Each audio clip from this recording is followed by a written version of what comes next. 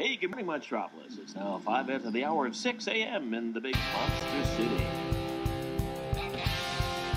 Come on! Let's get pumped!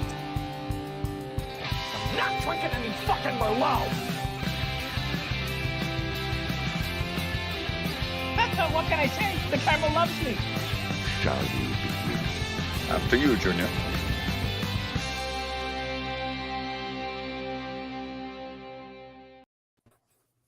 Hello. Welcome to Logged It. Bucky and I welcome you because this is apparently how we're doing this show today. Nope, maybe not. There's a loud for you. Anyway, welcome to Logged It. We're on episode 59 of the show. We're talking about over-the-top action movies. Yes, I know. It's very exciting. And we got a fun panel here to talk about them. We got Kirk. Kirk, how you doing? I'm doing all right, Tim. How you doing?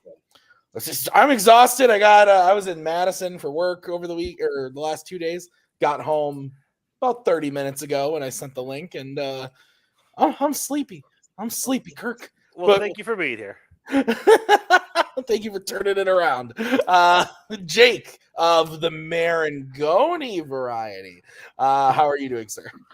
I'm doing good. It's funny because you're tired because you've had a long day and you want to rest. I'm tired because I just woke up and I'm still trying to adjust. But now I'm very looking forward to this, and there's some fun movies to get to talk about that are maybe over the top.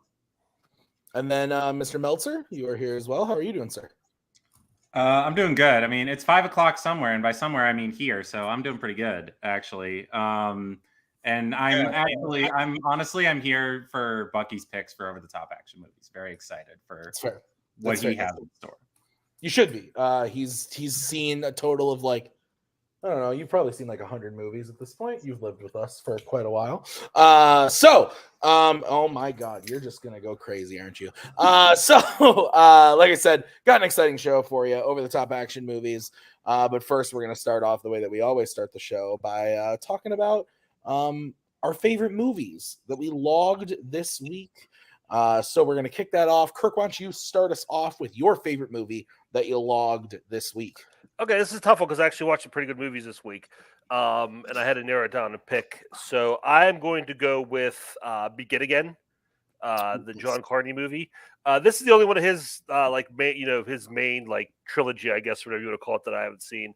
I love Sing Street. I loved Once.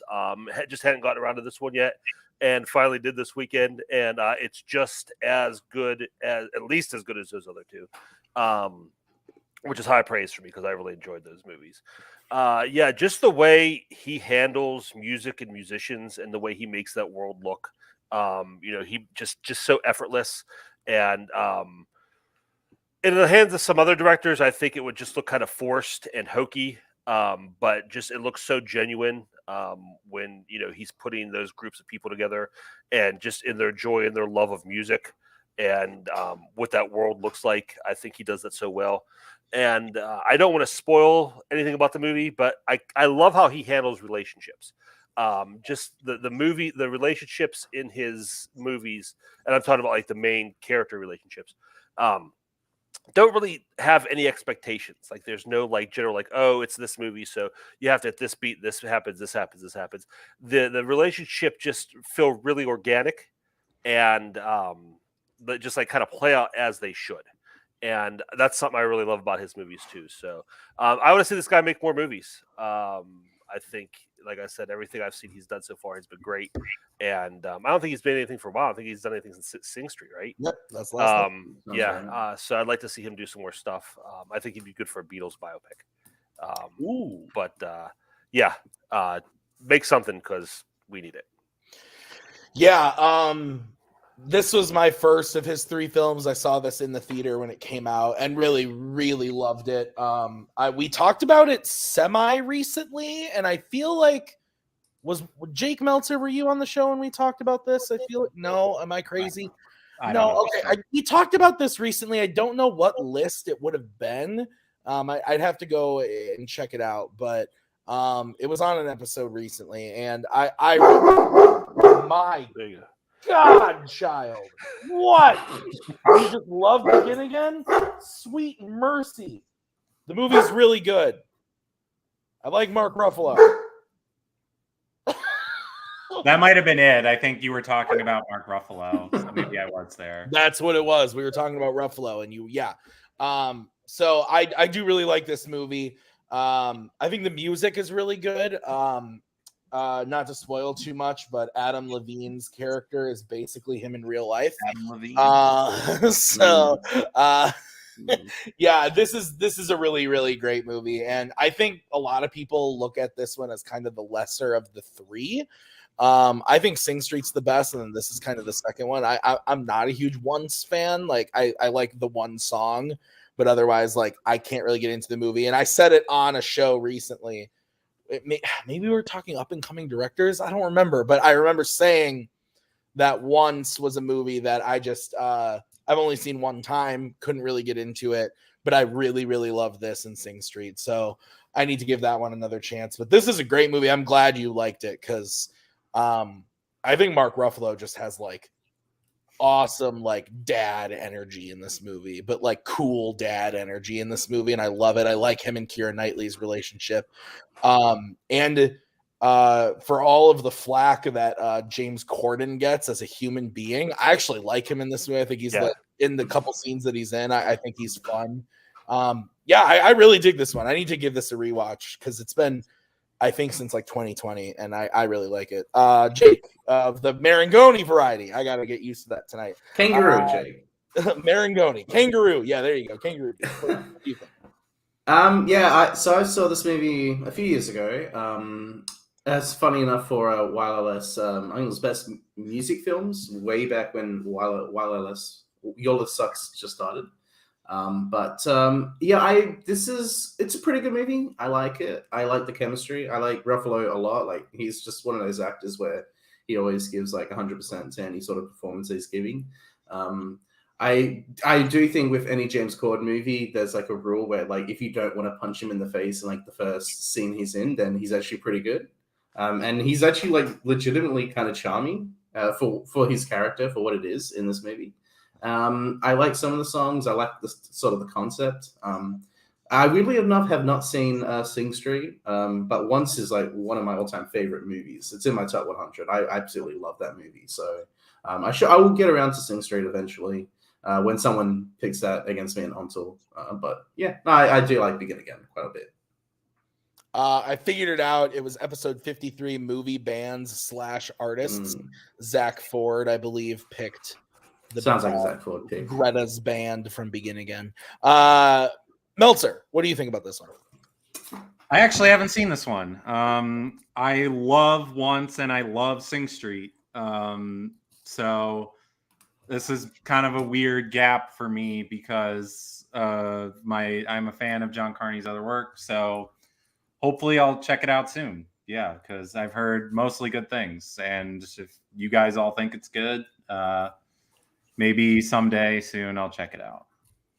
Yeah, I just want to add this is just one of those movies where it's like just such a feel-good movie. Like there is drama in it, but like the drama's pretty surface level. Like, oh, Mark Ruffalo has problems with his teenage daughter. Oh, her boyfriend's an asshole. Like it's all very like surface level stuff, and the overall movie is just such a feel-good like celebration of like music and like fun, and like I think it's great. Definitely a feel good movie that everyone should watch. Okay, Kangaroo, Jake, let's go to you. Your favorite movie that you logged this week? So I watched a couple like legitimately in my top 100 favorite movies, but because I feel like I talk about them a lot and I kind of want to talk about a new release, I'm gonna instead talk about the David Bowie documentary Moon Age Daydream, which came out this year. So I can't remember the director. Let me just quickly look at Brett Morgan, who did the Cobain doc from 2015, which I have not seen, but Paul and Mike have told me that it's pretty great. Because I think I got the Oscar nod for that. I've been a big Bowie fan since I was 17, 18. Weirdly enough, like just around his death, I started becoming like a massive fan of his music. And when this doco was coming out, knew I just had to see it. I'm not really someone who goes out and watches documentaries, but if it really like appeals to me, then I'm gonna absolutely go see it. And like this is just everything that I wanted from a documentary about Bowie. Like it goes so much into just him as an artist. It's less standard sort of documentary of just people being interviewed and just talking about their experience, and you see some like footage. Because unfortunately he has passed away. It's more of just like a collage of ideas and visuals. There's a lot of great visual artwork throughout the movie that replicates his music. So like the beats, it's very similar. I said it in my review, but it's very similar to when Remy is eating food, where like you see that sort of visual sort of language of like the feelings that he gets when he's eating. You kind of get that when you see the music. You basically like you're seeing it, and it just really goes into more his ideas as an artist and him wanting to paint and act, less in movies but more in theater. And you see there's just so much footage that Brett Morgan had, and I didn't know this until the end credits, but he also was the editor on the movie. There's just so much crazy editing going on, and I just like incredible soundscape as well. There's just, I mean, it's a documentary about a singer, Bowie. Like it's there. It really, really captures sort of just the energy of him and the enigmatic sort of characters that he would play. And I just was like absolutely in love with it from the first frame. Like it has this great little just title crawl, or not title crawl, just like a text on screen, just like this quote from him, which completely threw me off guard. But I just found it to be like just absolutely riveting, and the music was just incredible as expected from Bowie. I highly recommend it. It's an absolute amazing theatrical experience. I suggest everyone see it in the theater. I don't know a ton about David Bowie, but I was intrigued by the trailers for the movie. I've been wanting to go check it out, but I haven't. There hasn't been a review yet that like really like was pushing me to go. Like, would you say, Jake, like even if you're not like you know nothing about David Bowie, is this something worth seeing, or is it only gonna hit because of being a Bowie fan? It's not one to watch where you want to know about him. It's more just like the experience about Bowie. It really helps if you are like a fan. Okay. But if you know his music, I guess you could get something out of it, because there's a lot of his music plays throughout the movie. Like it feels like a part of it just definitely feels like a concert film. Interesting. Okay. But yeah, I don't know. I'll leave that on the fence because it's definitely a little it's a little long. It's like just over 2 hours. I noticed that it was, and like it's a little more experimental with its editing, and it's like it's hard to explain. Sure. No, I definitely want to check it out. So it's on my watch list because, like I said, I thought the trailers looked really interesting, and I like what I know of David Bowie. It's I'm definitely interested in his story and his life, but I don't know if I'm going to be able to commit 220 before it leaves theaters. So we'll wait and see. Maybe I'll get to go check it out. Meltzer, did you get a chance to see this?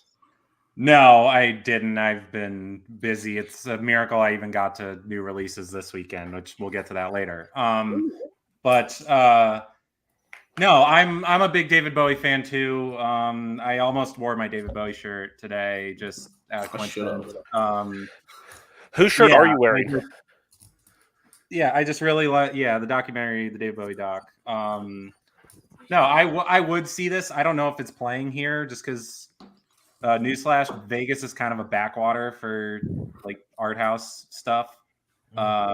It's kind of like it comes for a week, maybe 2 tops, and then it's gone, and it's in like a couple theaters. So, but no, I really like David Bowie. I would see this. I like what I've seen of Brett Morgan. Like you mentioned, Montage of Heck, which is the Kurt Cobain documentary, is really good. He did one of the better 30 for 30s, the ESPN sports documentaries about everything else that was going on in sports. The day of the Bronco chase was the subject, and it was very much also kind of experimental in its form, where it was just all archive footage. There was no talking heads. It was just like jumping around to all of these different events and just showing archival footage of what's going on. So it sounds like he did another sort of experimental kind of, and that's kind of what he does, because he did like a rotoscope documentary about the Chicago 7, I think. Oh, something like that. But yeah, I would definitely see this. I don't know if I'll get to it in a theater, but it's certainly piqued my interest as a Bowie fan. Kirk, have you seen it? I haven't seen it yet. I'm not a huge documentary guy, so usually the ones I want to see, it takes me a little longer to get to them. But this is probably what I'll watch with my daughter, because she's a big Bowie fan too. So her and I will probably end up watching this together at some point. Nice. Okay. All right. We will move on to Mr. Meltzer.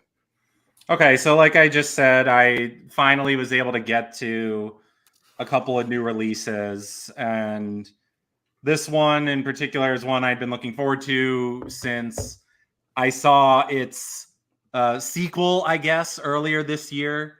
I finally it came out last week. I don't know if it was talked about on the show last week, but I want to talk about Pearl. Yeah.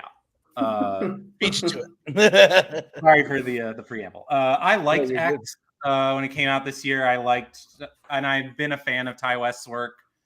I liked his first 3 movies, House of the Devil, Innkeepers, and The Sacrament. So when I saw earlier this year when he came out with X, and it was with A24, which I'm a stan, I was like, oh, cool. Ty West doing like an homage to 70s horror. Yeah, sign me up. And I really enjoyed it. And I particularly enjoyed Mia Goth, who I think was the best part of that movie. And so the idea of a whole movie centered around her, and it's not that I dislike the other people, it's just that like focused on her was really appealing to me. And then I saw some of like the art for the key art and like the trailer. I was just like, oh yeah, this is gonna be my bag. And sure enough, it is. This is definitely it's definitely much more of a character study. It's not like, it's also an homage to like a certain time period. I mean, it takes place in the 19-teens, I believe. 1918. So it goes way back. But the last 20 minutes of this movie is all-time stuff. Like, I'm not even kidding. Just, it's like Ty West went to Mia Goth and is like, Mia, I'm going to allow you to open a 3-star Michelin restaurant and just let you cook. Like, that is just what she's doing the whole last 20 minutes. She's phenomenal throughout the entire movie. One of my favorite performances of the year, maybe my favorite. I just think she's just really incredible. Just showing kind of that there's something off from the beginning, but that her circumstances are such that there is really only one way for her to go. And I think an underrated aspect that I don't think a lot of people are talking about is the actress who plays her mother is also really good. Yeah. Fun fact I was reading last night, she was actually the intimacy coordinator on X. So Ty West was like, hey, you want to like read for Pearl to be the German mom? And this woman is not German at all. And you could have fooled me because she does a very convincing German accent. She's fantastic as well. But really, it's the Mia Goth show. I think it talks about like she talks about so desperately wanting to be a star throughout this movie. And yeah, I think she's there after this. I cannot wait for the next installment in this series, Maxine with 3 X's. So yeah, and also secretly might be the best pandemic movie to come out in this era. I will just say that and leave it at that. Yeah, I wasn't on the show last week, so I didn't get to talk about this, but I saw this last week. I liked it more than X personally, and I was a big fan of X. I just really, really found this one. It is so character driven, and Mia Goth is so incredible. Jake was kind of alluding to it, but there's like a straight up like 8-minute long monologue that Mia Goth gives where the camera doesn't break from her. And after about 5 minutes of it, when I realized that we hadn't broken in like 5 minutes, I was just losing it. I was the only person in the theater when I saw it. So I was just like losing my mind. And I just thought it was great. Because X was like a super fun, like Jake was saying, 70s throwback homage type of movie. And I love like Texas Chainsaw Massacre. And so X was naturally something I was really going to enjoy. But this was just like having that style. And then some of there's a sequence where Pearl auditions to be a dancer. That's the other standout. That just like took my breath away. Mia Goth straight up being a producer on this now and getting a writing credit on it. She's just like, I make fun of the Kingsman a lot for using this phrase like on every movie they see, but she's straight up Oscar worthy. I truly believe she is so fucking good in this movie. And I thought she was good in X. Like, she wasn't my favorite performance in the movie, but I thought she was really, really good. But like, she's so fucking good in this. And the end credits of this movie are also amazing. Like, amazing. Incredible. And I also liked that it didn't 100% line up like directly with X. Like, it's clearly a prequel. You can see how they get from the end of this movie to X, but it doesn't handhold you. It still lets you kind of have a little bit of imagination in between. And I just thought it was wildly excellent, incredibly well made, and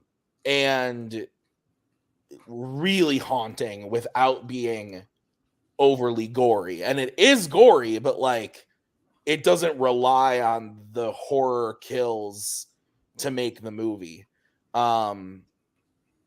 It's excellent. It's one of my favorite movies of the year. It's in my top 10 for sure. Yeah, it's also in my top 10. And one thing I'll mention just really quick, I really like that you don't get too much about the history of Pearl and her parents. Like, it's just, there's enough there that you know something is off, but I like that they don't need to spell it out. It's just like, you're put in, it's like, there's something weird about this family. There's something off about Pearl, and we just go from there. And yeah, like you said, this movie also is just absolutely gorgeous to look at. Just the way that they sort of mimic that old-time Technicolor look is just, I would love to know more about how they did it. Kirk, did you see X? I have not seen either of these yet, and I plan on seeing X. And I assume I'd see this, but you guys really saw it. You're hitting. Like I think you would kind of feel middle of the road on X. Mm-hmm. I think you would love this. The way you guys are. I think you would really dig it. Yeah, the way you describe it, you're hitting a lot of like things I like about horror movies. So like the character-driven stuff and just the look of it and everything and the feel. So this one I'll definitely, like I said, I want to see X more out of curiosity. I'm not sure how much I'm going to enjoy that, but this one sounds like a lot of fun. Yeah, you can definitely watch one without the other. Like, they're not dependent. Like, it's not dependent on like you have to see X to appreciate this, but it's definitely heightened if you've seen both. Jake Marangoni, did you get a chance to see this? I've not. I also haven't seen X. I'm going to rectify that next month because I just missed its theatrical run. It had a small one, but I will watch that next month. But as far as Pearl goes, it has no release here, so I don't know exactly when this will come out, or if it just doesn't, it goes straight to streaming. I'll have to figure that out when it happens. But I'll check around. I'll get to both. Hopefully soon, but Pearl is more up in the air. Okay, fair enough. All right, and through all of that, I totally forgot to look at my choice because I was busy looking at all the stuff for Pearl. So I also did end up actually watching like a ton of movies this week. I had a really busy week at work, but then I ended up just like watching a ton. I definitely know what my least favorite's gonna be. But it's okay, so I could definitely pick this. But I don't want to get made fun of. This is tough.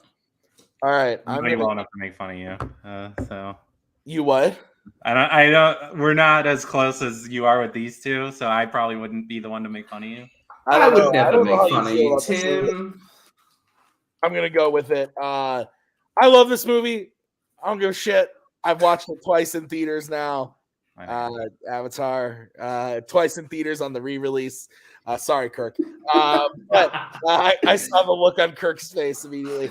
This is, and honestly, like, I see the story-based problems. Like, I'm not blind to it. But this was a movie that when it came out the first time, sorry, I'm gonna make Kirk and Jake probably feel old, because I know Jake, you're a little older than I am. But I saw it when this came out. I was in 8th grade, I believe. I was either an 8th grade or freshman in high school, and this was the movie that, like, I have loved movies my entire life, been obsessed with them my entire life. But this was the movie where I sat down in the theater and I went, "Oh, you can do this with movies. Holy shit." And just like that experience of like seeing it in the theater in a sold out crowd, opening night, having no idea what it was going into it. Just like, oh, what's the new movie? Oh, this is what's playing on the ultra screen at the theater near me. Like, cool, let's go. And we went and saw it. And just like having an incredible time. I saw it like 4 times in theaters when it was originally out. And then I watched it in 2015 with Maggie about a year after we started dating. And she said, "That was dumb." And I went, "Oh."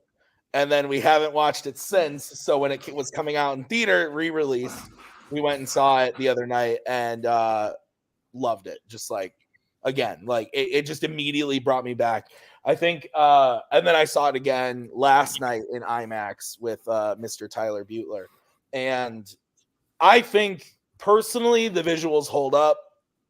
I think the visual effects all these years later hold up really, really well. There are some stuff that obviously looks a little rough, but the actual like Na'vi people, the backgrounds, the environments and everything, I think look all incredible. I actually really like the story. There are things like the common, like, it's Fern Gully, it's Pocahontas. Like, yeah, what it is, but like, I don't care because I do really like the main characters. I really like Sigourney Weaver. I think Zoe Saldana, I almost said Zoe Kravitz, which is not right. Zoe Saldana, I think is really, really good in the movie. It goes on way too long, but I also, again, I don't give a fuck because I'm just having so much fun watching the movie. It is, and I think I was talking to Scott about this the other night when we were recording a match, but I said to him, it is the only movie that I feel comfortable saying, like, oh, you can only watch that in the theater. Because I'm very much a proponent of, like, if you can't watch this movie at home, that's a problem. That, like, your movie can't be like that's an issue. Like, the people that say like Mad Max was only good in the theater, I disagree. I think it's great at home and I liked it in the theater too. But Avatar is one where I bend that rule of mine where I'm like, yeah, if you don't see it in the theater, it's probably not as good. Like, I don't give a fuck. I love it. So yeah, I like Avatar. I'm really excited for Way of Water. When I saw it on Friday night, they showed a clip for Way of Water during the credits. And then when I saw it in IMAX last night, they showed a different clip. So from what I'm gathering, all the different versions, whether it's IMAX, Dolby, regular, whatever, they are showing different clips from the upcoming movie. So I have just gotten so much more excited. And those new clips for the new movie, the visual effects, you guys know me. I am a Marvel fanboy, MCU diehard. I love everything except for some Disney Plus content. But the movies, I just like, even the movies that are bad, I still love them because it's Marvel. But I'm not gonna sit here and tell you like the visual effects in Thor: The Dark World were fucking incredible, or Thor: Love and Thunder were like a genius. No, the visual effects in Thor were bad, and this new Avatar movie looks it's fucking insane, like the visual effects. So I think everyone's gonna have a real good time come December, but we'll see. Maybe not Kirk. Kirk, why am I wrong? I'm not mad, Tim. I'm just disappointed. I forgive you for being that excited about it in 8th grade. As an adult, not so much.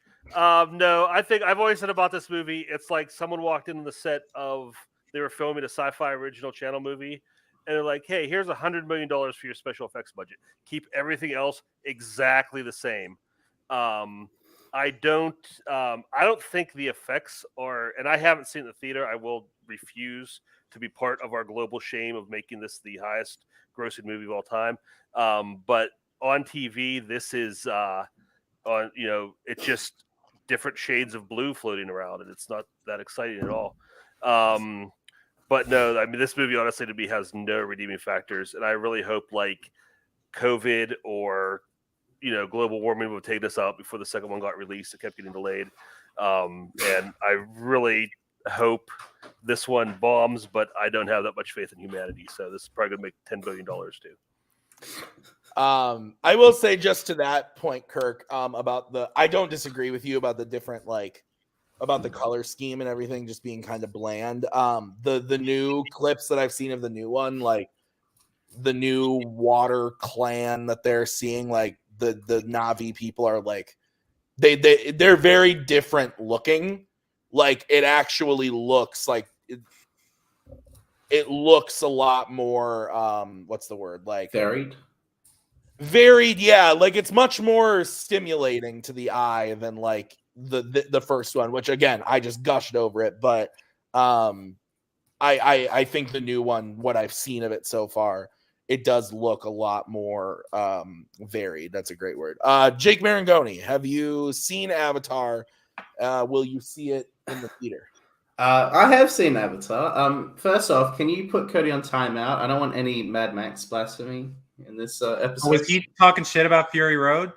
Yeah. He hates Fury. He needs to be banned for life. That's just it. He says he can't run Multiplex anymore for that. That's ridiculous. Stupid. He's outrage, really. Anyway. What was I going to say? I saw this, not to make everyone feel old, but I saw this when I just graduated from primary school, about to make it to high school, 6th grade, so 2009. I'm sorry, I'm young. And I remember during the Christmas holidays going to see this with my dad and my brother, and I remember liking it. It's been a while since I've rewatched it. Like it'll be on TV and I'll watch it then, but like I have not seen this movie in a good 7-8 years. It's a big deal. It's the highest grossing movie of all time. It was the wholly original when it came out, even though it's like Ferngully and Dance with Wolves and all that sort of stuff. But it's a big movie. Cameron coming back. I don't know about the remaster, the new 4K remaster that's out. I know it's out here. I just because of my sort of like mindset when it comes to movies that come out, I like to watch them like really close together. So when Way of Water comes out, I'll watch Avatar, but I don't know if it's still going to be out in theaters for me to be able to do that. It's 2 weeks only. 2 weeks only. Well, then I'm just going to have to wait until it's on back on Disney Plus to rewatch it, because I just like to watch things like closer to release, just so that it's clear in my head and just stays there easier. But I remember liking it. It's been a while. I'm going to rewatch it, obviously. And we'll see how my opinion stands. But like, there are some things that I like a lot about it. There's some things I'm not really a big fan of. A little off topic, but I just don't really care for the fact that Mario Fiore won the best cinematography Oscar for this movie, despite the fact that he only shot like 30% of the movie. Like he had no involvement with the cinematography, the visual effects, I should say, like the world of Pandora, any of that. I find it absolutely bonkers that he won. But that's just my little like tangent, I would say. Jake Meltzer. So I was a junior in college when I saw this movie. So that's how old I am. And that's the only time I've seen it. I had no desire to go back to revisit it. All of the criticisms that people have, I don't hate this movie as much as Kirk does. I mean, there are a lot worse movies than Avatar. I admire, but it is kind of wild that it's been 28 years since James Cameron made a good movie. Like, and I love James Cameron, but he hasn't made a good movie since True Lies, which is insane to me. I'll second that. Titanic is great. Come on. Not really. But anyway, no, like, yeah, I saw Avatar and I went to the Minnesota Zoo IMAX because it was the only like real IMAX screen in the Twin Cities at the time. And that was not very close to where I lived. It was like a 45-minute drive, but it was like, oh, this is like the movie for IMAX 3D. You have to go out of your way to go see. My dad was like, we're taking everybody, we're going. And I just was like, yeah, I guess it looks pretty, but I forgot about it almost the second that the movie ended. And I don't even know if I'm going to see Way of Water. Like, I don't care. The magic of the movies. Come on. There's other movies I'd much rather see that are coming out at that time. I might change my mind at that point, just to like, maybe if I get together with my friends at Christmas like I do every year, they're insistent on going to see it, then maybe I will. But I don't have the animosity towards it that Kirk does. It's just apathy for me. I definitely, as we've gotten closer to the release of the new one, a lot of people have been like, it's not going to do as well as the first one. Like, there's just no way. It's been too long. And but I think it'll be the highest grossing movie of the year. Oh yeah. And I think it'll be Top Gun Maverick, which kills me because Top Gun Maverick's actually good. Yeah. We haven't seen this movie yet. So this could be the greatest movie ever made. Could be amazing. All I'm saying is we've actually gotten like a lot of phone calls from like dumb white people at the theater that are like, hey, that Avatar movie that's playing right now, is that the new one? Like, no, doesn't come out till Christmas. Okay, well then I'll be back at Christmas to see that new Avatar movie. I'm like, okay, people actually do come fucking see Avatar. Yeah, I noticed when I went to the theater last night, like the marquee over the theater was like Avatar and then parentheses 2009 re-release. Yep. Yeah, that's how it was at our theater too. Yeah. Okay. So we're gonna move on to our least favorite movies that we logged this week. Kirk, why don't you kick us off?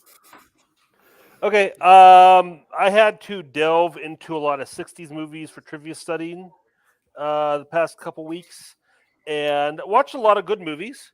I can almost. My favorite was almost The Miracle Worker. That was my runner-up for favorite movie that I logged this week. But I also watched some ones that were not so great. And the worst one I definitely watched was a movie called Blow Up.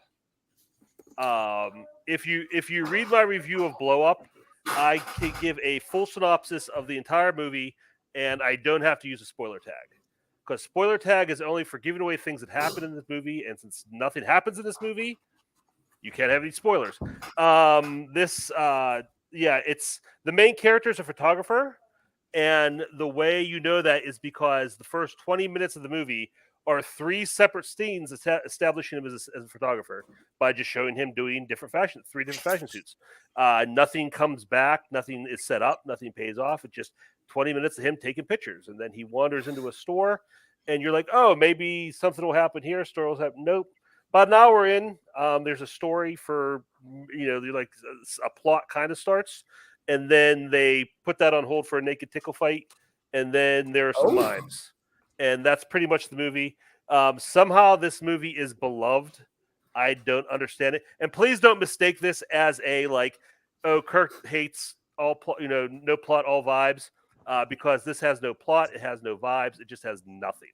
And it inspired a lot of movies that are better than it. Like, De Palma was inspired to make whatchamacallit for this? Blowout. Which is a masterpiece. Which is a really good movie, a lot better than this, and The Conversation and things like that. But this movie itself is just a complete waste of time. I was so bored and angry watching it.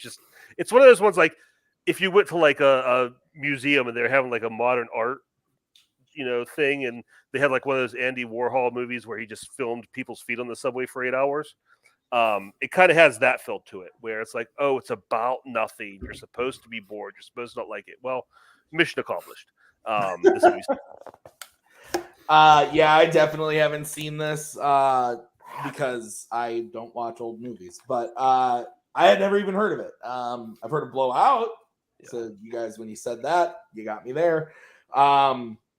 And Kirk's review is not selling it, but I was just going through reviews, and Bill likes this movie. Yeah, that's shocking. Yeah, I just Bill noticed really the likes 5 this. Yeah. stars. So Yeah, I he don't took that one. I didn't take that one. Jake Marangoni, have you seen this? I have, yes. I saw this 5-6 years ago when I was starting into my little arty phase. I liked it, but I didn't love it. I got what the movie was trying to do, but I just fully wasn't connecting with it. It's slowly over time I've started to kind of appreciate it more, because the idea is that, and I think Zach Ford's review is pretty good in that you are kind of struggling to find a plot the same way that the protagonist is struggling to find out this mystery, and the fact that it ends up like nothing. I don't think that nothing happens, but it just sort of like stops in its tracks at a certain point in the movie. There's great moments. I think I really like the scene where he has taken the photo. I don't want to spoil. I don't want to go too much into details, but he's examining a photo and he's reprinting it and he's zooming in and he's seeing like details. I think that's done really well. There's a scene. Oh. There's a scene where. Are you good? That I'll just wait out for a second. Yeah, you're back. Sure. And yeah, there's a scene in a club where a musician smashes a guitar, and there's a really cool sort of idea behind that sort of sequence. It's a good movie. I like it a lot. But I also I've only seen it once, and it's been many, many years. So I would like to go back because I love Blowout. Like Blowout is one of my all-time favorite movies. That's just like cathartic, that movie and everything that it's doing. But yeah, I think what Antonioni, I mean, it's also just like Antonioni's style is very different. I would say not Kurt Kawakowski style, because this is a lot of his movies. And he got a Best Director nod for it. But like he is a really good filmmaker as far as like his style. It's just not a style that I think a lot of people really can connect with. But I think it's pretty good. Mr. Meltzer. So back when I was around his age, maybe even a little younger, and I was like getting more into like artier stuff, more highbrow stuff, I tried to give this movie a shot, just because I'd heard about it. It was some movie that everybody like talked about that was like a great classic foreign movie, and I didn't get very far into it because I was bored. I'll be honest. But I chalk that up to Restless Youth. I don't know if I would like it now in my relatively advanced age, but I'm definitely willing to give it another try because, like the rest of the panel, I absolutely love Blowout. I actually watched Blowout for the first time in college, and I really loved it then. And then I rewatched it last year, and I loved it even more. So I'm definitely curious to go back and revisit this at some point, but I don't have any other familiarity with Antonioni's work. Like, just, I think for me, that period of Italian cinema is just, I think, and again, this is chalked up to Restless Youth, but when I watched 8.5 in college, I thought it was the most pretentious wank I'd ever seen in my life, and I hated it. So I just was like kind of burned on sort of like artsy Italian stuff. And I just haven't had the desire to go back and rewatch it, but maybe I will someday. Maybe I'll turn into a pretentious wank someday. A pretentious hack, if you will. No, that's all you, bro. I can't. Okay. I don't want to get Yeah, Screwbar, but I'm definitely that's my title. Okay. So Mr. Marangoni, we will move on to you for your least favorite. All right. So I'm cheating a little just because it's just over the week, but I haven't really watched any movie that I would call bad. So I'm just going to say it's a movie that just doesn't make the cutout of the week, but I'm going to talk about it anyway because screw the rules. Isn't that what rules are meant to be broken? So it's the only movie I really think I watched that was actually bad and that I hated. It's an Adam Shankman joint. It is the Steve Martin, Queen Latifah classic, Bringing Down the House. 2003, Jake? 2003, yes. Yeah. I wanted to make sure my movie release date's knowledge was up to snuff. Yeah, for this goddamn movie. This is a terrible movie. This is a terrible comedy. I don't know what Steve Martin was doing. I don't know if well, yeah, that's true. The basic story is that this guy is, I think he's an attorney or a lawyer, and he's like online dating with this woman who he thinks is also a lawyer, and then it turns out that it's actually this he thinks it's a white woman, and he finds out it's Queen Latifah, and she's just broken out of jail. And she's like, "Hey, can I stay here for a few days?" And he's like, "What? I was not expecting this." And then, holy calamity and craziness ensues. And it is like quite racist. A lot of the jokes. It's really, really not funny. There's a sequence where Steve Martin pretends to be black. He like pretends, he goes full on wigger sort of like attitude of like Eminem sort of like going into a club and like saying like the most generic basic like I'm not gonna say it because I have decency and I'm not going to. But Eugene Levy is weird. He's also really like with the weird like dialogue in the movie. Like my favorite line that he says is, "You got me straight tripping, boo." And he says it like he's in his 20s and he's not, Eugene Levy. So that's kind of funny from his point of view, but it's just like really terrible and like just like bad comedy from the early 2000s. There's a part where, so the whole sort of story is that Steve Martin is trying to get this deal with this like old, like wealthy white British woman, and there's a scene where they have dinner at his place, and she's there like, we want you to sign this contract and shit. And she mistakes Queen Latifah as like the housekeeper. So like she's like way in the past thinking it's like this old racial stereotypes, and she starts singing this like absolutely racist song that like made me want to throw up. Like it's really bad. I'm not going to say what she's saying in it, but it's like just made me want to, like, it made my skin crawl. And it was really bad, and I hated it. And this movie's not good. And there's things where Steve Martin dances like he's black, and I'm just like, no thanks, I don't want that. I saw this when it came out. I don't remember anything about it. Like, couldn't have told you the plot at all, but I remembered that Queen Latifah and Steve Martin did a movie. A couple years after this came out, Queen Latifah was in a movie called The Last Holiday, I want to say. And for the longest time, I got those movies confused, even though they have literally nothing to do with each other than her. And the plots aren't similar in the slightest whatsoever, but they were Queen Latifah movies that came out in the span of like 3 years. Yeah, it says a lot about Adam Shankman when your favorite movie by him is What Men Want. He just like, he's not a good director, in my opinion. Like, I think Hairspray is booty. Pacifier and Bedtime Story. Oh, Pacifier. Ass. We didn't talk about that one. Wedding Planner, you kind of got me on like cheesy rom-com like J-Lo and Matthew. Like, okay. Maggie and I just watched Rock of Ages like a month or two ago, and we almost ended it all together that night. It was that bad. But the thing that makes me most upset is he's directing the Enchanted. Yeah, the Enchanted sequel. I'm concerned as well, and I'm very, very nervous because I didn't love the trailer, but I love that first Enchanted movie.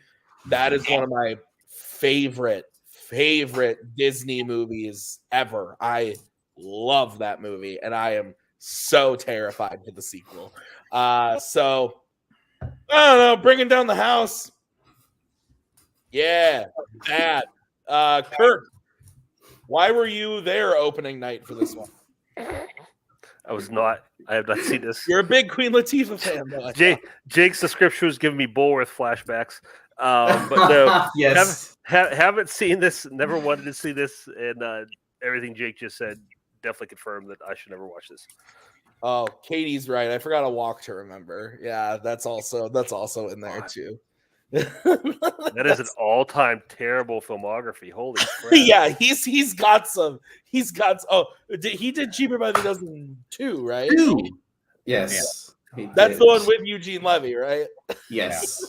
Oh, he has his group of actors that he's like a Scorsese, he likes his collaboration. He's like Scorsese. Please, Jake.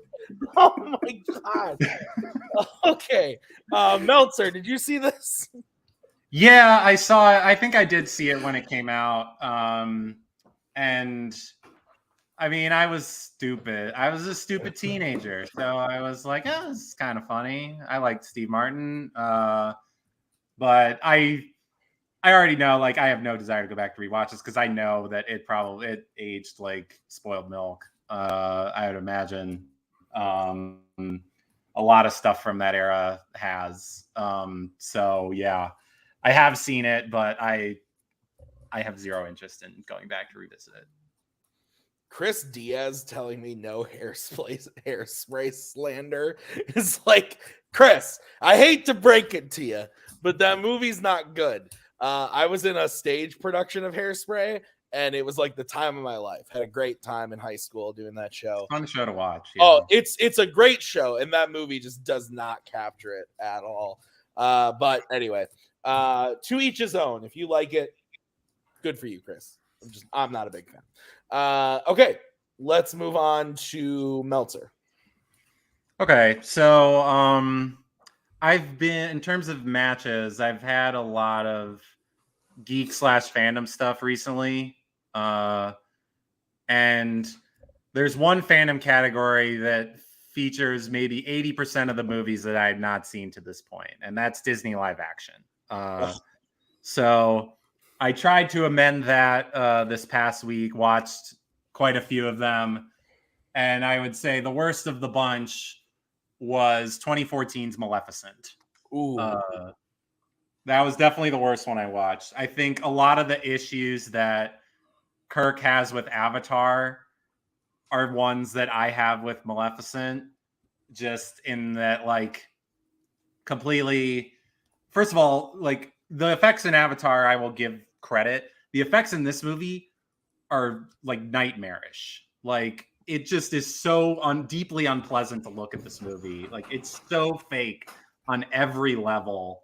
And I want to especially shout out for just horrifying visuals, the fairies. Yeah, because I don't know what is going on. I really hope, like, it's Umbridge, it's Reynolds' sister from Phantom Thread, and fucking Keeley from Ted Lasso are the fairies. And it's just like, girls, I hope you got good houses out of this, because Jesus Christ, why would you let yourselves get made up into little tiny, they look like trolls from the Trolls movies that fly. Yeah, they do. They're really, it's just gross. And just everything looks fake. All the creatures look fake. I have no idea what Charlton Copley is doing with everything about him. Like, he forgot that, like, you don't have to growl in order to be menacing. But that's, like, all he does. And he does a really strange, I think he's trying to do a Scottish accent, but I don't know what it is. Really, it's just a mismatch of every sort of vaguely, like, the accent of, like, every colonizer country that's ever existed. But yeah, like, and it tried, like, and even, like, when you compare it to, like, the animated Sleeping Beauty, a very simple movie, but first of all, at least the fairies' names are simple. Like, why did the fairies' names have to be so complicated like they are in Maleficent? Yeah. Like, why is there a fairy called Thistlewit that in the original one is called fauna, which is easy. Like, why? And I will say the one person who kind of gets off innocent is Elle Fanning as Princess Aurora. She's delightful. She's radiant. She deserves a lot better in both this and the sequel, which by virtue of being not Sleeping Beauty is a little bit better. Cruella is better, but I think Cruella is kind of overrated, if I'm being honest. But way too on the nose music choices. But anyway, agreed. Yeah, Maleficent just is like, I think it's like everything wrong with all of these the project that Disney is undertaking to remake these live action, remake all their good animated movies into live action movies. It's just, I think Beauty and the Beast is the poster child for that, because legitimately Be Our Guest and Beauty and the Beast is scarier than any A24 horror movie and any scene in A24 horror movie. But this is not much better. It's a pretty rough watch. And Elle Fanning innocent, but I don't like movies that are overly reliant on CGI like this. I used to consider myself the Disney expert, the Disney guy. I still do consider that, but then I'm constantly told by everyone else I'm not. So when you have people like Kelly and Nazario in the world, which is fair. Kelly is by far the Disney expert, but I like to think that I kind of know what I'm talking about when it comes to Disney stuff. I'm a big fan of their work, their stuff. Christopher Diaz, I am sorry, but if you are trying to say in the comments that Sleeping Beauty, the animated classic, is not good, I can't fucking help you. That movie's a masterpiece. That is arguably one of the most beautiful animated films ever made. Absolutely. It is incredible to look at. Holy shit. Why haven't we seen you in the Flying Cow? I don't know what the fuck that is. That's there's a Disney League where Kelly was the champion. Oh, this is the Disney League that I said I didn't know what it was, and then I was told, but you're in the trivia space, and I said, that doesn't matter. I don't know what it is. I work at Multiplex. Anyway, Maleficent's bad. I actually, if I'm being completely honest, I did not hate the sequel. I think it's not better. Good. It's better than this one, but it's not. You have Michelle Pfeiffer, so it's automatically better. Isn't John Hunsu in that? What's that? No? Who's who you're thinking of? Sorry. Yeah. Who were you thinking about? There's Chiwetel's character. Chiwetel. Oh yeah, Chiwetel. Yeah. I was bad. No, I thought the sequel was decent. I thought they improved on the visuals and everything in the sequel. But yeah, this is one of those movies where when it came out, I actually went and saw it on a date. It was about a month before I met Maggie. And thank God this movie is bad, because I could be married to somebody completely different for all I know. If Maleficent had been an incredible film, I might have gone on a second date with this girl, but we went on one date to see Maleficent, and I said, you picked the movie. Sorry, I love Disney, but I don't know. I don't know if I can do this. And she liked it, so it was like, ugh. And I got home that night. I still lived at home with my parents, and my mom said, was Maleficent good? Did you like it? And I said, wasn't for me, didn't dig it. And she goes, oh, I bought tickets for us to all go see it tomorrow. So the next night, I went and saw Maleficent again with my entire family. Had a terrible time. And then I didn't watch it again until the new one came out. And they released the first one on 4K, and it's bad. It's not great. And I do think that Elle Fanning is good. I think that Robin boy or Nightwing boy, he's so bad. I like him as I want him to succeed, but he's not. Why can't I think of this kid's name? Brenton Thwaites. He's so bad. They had to recast him. They did recast it with somebody much better. It's not how they run that guy. What's that? That guy was in See How They Run. He was Richard Attenborough. Oh, there you go. I need to see that movie. It's fun. So yeah, this isn't good. Like, yeah, this is a smear on this is like everything wrong with the Disney live action stuff. But yeah, Kirk, you love this movie. Jake's comparing this to my feelings for Avatar. Jake, imagine everything you said about that movie and all your feelings for it, and then on top of that, you have to live on a planet where it is the #1 grossing movie of all time. Would you be able to tolerate that? I don't know. No, I kind of had high hopes for this movie. I don't hold this in the same with the same disdain as I do like the straight just live action remakes of Disney, because at least they were trying to do something different, or at least it seemed like they were trying to put a different spin on it. I was really hopeful because I thought this was going to be this could have been Disney's Wicked. And I'm talking more like the book than the musical. Yeah, where it's they give maybe they'll give her an interesting backstory and really something charged that makes you root for. It's oh no, they were just mean to her, so she's not the bad guy anymore. And it just from the beginning, there's no twist or anything. It's just oh, everybody's mean to her, so she's the good guy now. So I thought that was kind of lame and boring and disappointing. I would if Disney's going to continue to recycle their properties, I'd like to see them at least try things like this, even if this was a miss, rather than just a straight remake because they can and they own it and it's cheap and lazy. But It's this cheap, is no, that's the thing. This this movie is cost me $200 million. well, they're not they big-ass look movie. cheap. They're not cheap, but they look cheap. Right. I'd rather, like I said, even though this one was a miss, I'd rather see that. I'd rather them see them not do it at all. But no, I'm not defending this movie. It's not good. I think she's good. I think Angelina Jolie is good. That was a good casting choice. I thought she was. I think she fits the character. Yeah. I think she has the character down. But they didn't give her anything really great to do. No, exactly. Jake Marangoni, you love this as well. I love this so much that I haven't even seen it. When this came out, I had no interest in this. I haven't even seen Mistress of Evil, obviously. Just Alice in Wonderland fucked up so many of these Disney live action remakes. That movie, it's one of the worst movies ever, and this is sort of the blank check, if you will, for Maleficent, for Robert Stromberg, the guy who directed this movie. Do you want to know how many movies this guy's directed? He has an insane filmography. I'll give you. It's just Maleficent.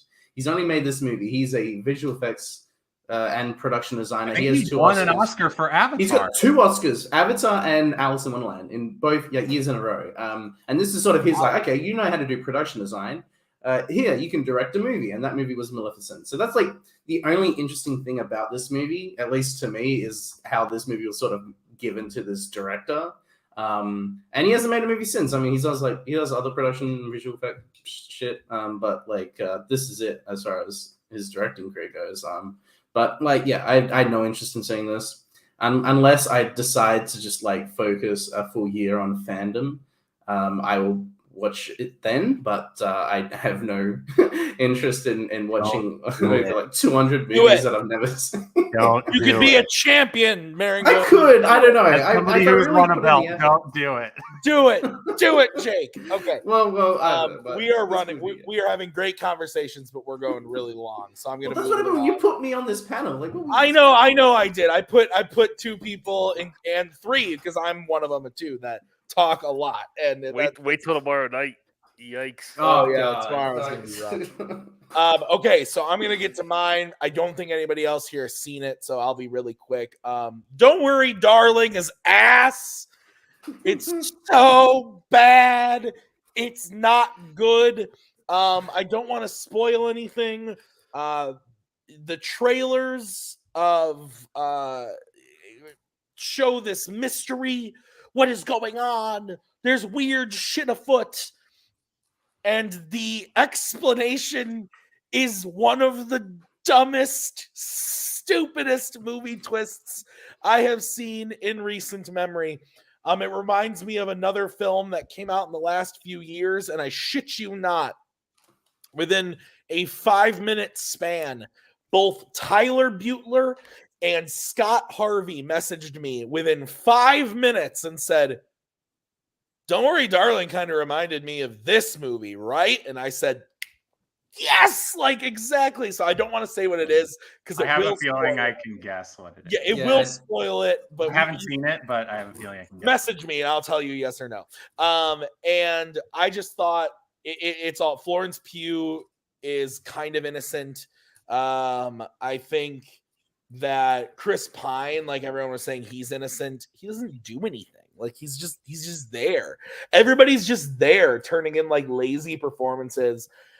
It looks good. Like I think the production design and the costumes and everything for the like old time-ish look that they're going for is good. I think that stuff is good. So it's not bottom of the barrel 1-star movie for me. But it's so laughably stupid. It was hard to get through, and it's boring. At the end of the day, it's also just fucking boring. And Harry Styles, whatever. I don't care. Everybody's saying that he's bad. I thought he was fine. He didn't do anything in the movie that made me go, "Oh God, he's awful." But he did absolutely nothing to convince me that he's a good actor either. So I don't fucking know. We'll see what happens. Okay. Jake Meltzer. Yes. 100%. That is the movie I was thinking. Yeah. So all right. Well, I haven't seen that, but it almost makes me more intrigued. I don't know if you'll just let me go. Yeah, go for it. Go. I have not seen this yet. It's weird because I was actually, I think mainly because, I mean, I've been on this show and espoused my Florence Pugh fandom, much to Kirk's chagrin. So I was really interested in this movie, and then all of the sort of behind the scenes drama started coming out, and I was just like, man, that's a damn shame. Olivia Wilde just doesn't seem like a fun hang, which is too bad. But I was actually like genuinely interested in this movie for a while. I was too. Mostly on the strength of the cast and the fact that I had really liked Booksmart, and I was curious to see Olivia Wilde do something different as a director. But man, it is getting a lot harder to drum up the interest to spend time going to a movie theater to watch this now. I still might, but it's certainly not as high on my priority list as it might have been like maybe a month ago. I will say it is worth it to see what the twist is. I'm curious like why people think it's bad. But like, because I've heard some, like I was at work today, somebody that I work with watched it. I asked, like, did you watch it? And they were like, yeah, I kind of liked it. And I was like, why did you like it? Like, just out of curiosity. And they were like, I thought the twist was really cool. And so I think maybe like part of the problem is I just watched so many fucking movies that like I thought this twist was like so unbelievably stupid. But then to this person, they were like, who probably watches half the amount of movies that I watch, they were like, no, I was surprised by it. I thought it was interesting. Like, hey man, all the love to you for liking it. Like, I thought it was so stupid. Kirk, you love Florence Pugh and Harry Styles. Did you catch this opening night, or are you waiting for your family? I have not. My daughter did, and she came home and she was like still furious about the ending. I wasn't going to tell me what it was, but she was still angry. She didn't tell you what it was? No, she didn't. She took Kathy in the room because Kathy doesn't care about spoilers, so she had to talk to somebody. So her Kathy went in the other room and talked about it. Nice. But I mean, she's probably still going to drag me to see it again. So I'll probably see it sometime next week or so. And I'm curious, just everything around it. Like, I'm going to fall for that and go see it and probably hate it. But, you know. Oh, yeah. We'll see what happens. Mr. Marangoni, you mentioned to me that this is not out in your country of origin yet. But not will yet. you see it when it's out? I will. It comes out next Thursday for me. But they're having like small advanced screenings Friday, Saturday, Sunday. So I'm going to see it Sunday just because I am like one of the biggest advocates for Booksmart, I feel, in the community. Like it's a movie that has grown so much for me. Like every time I watch it.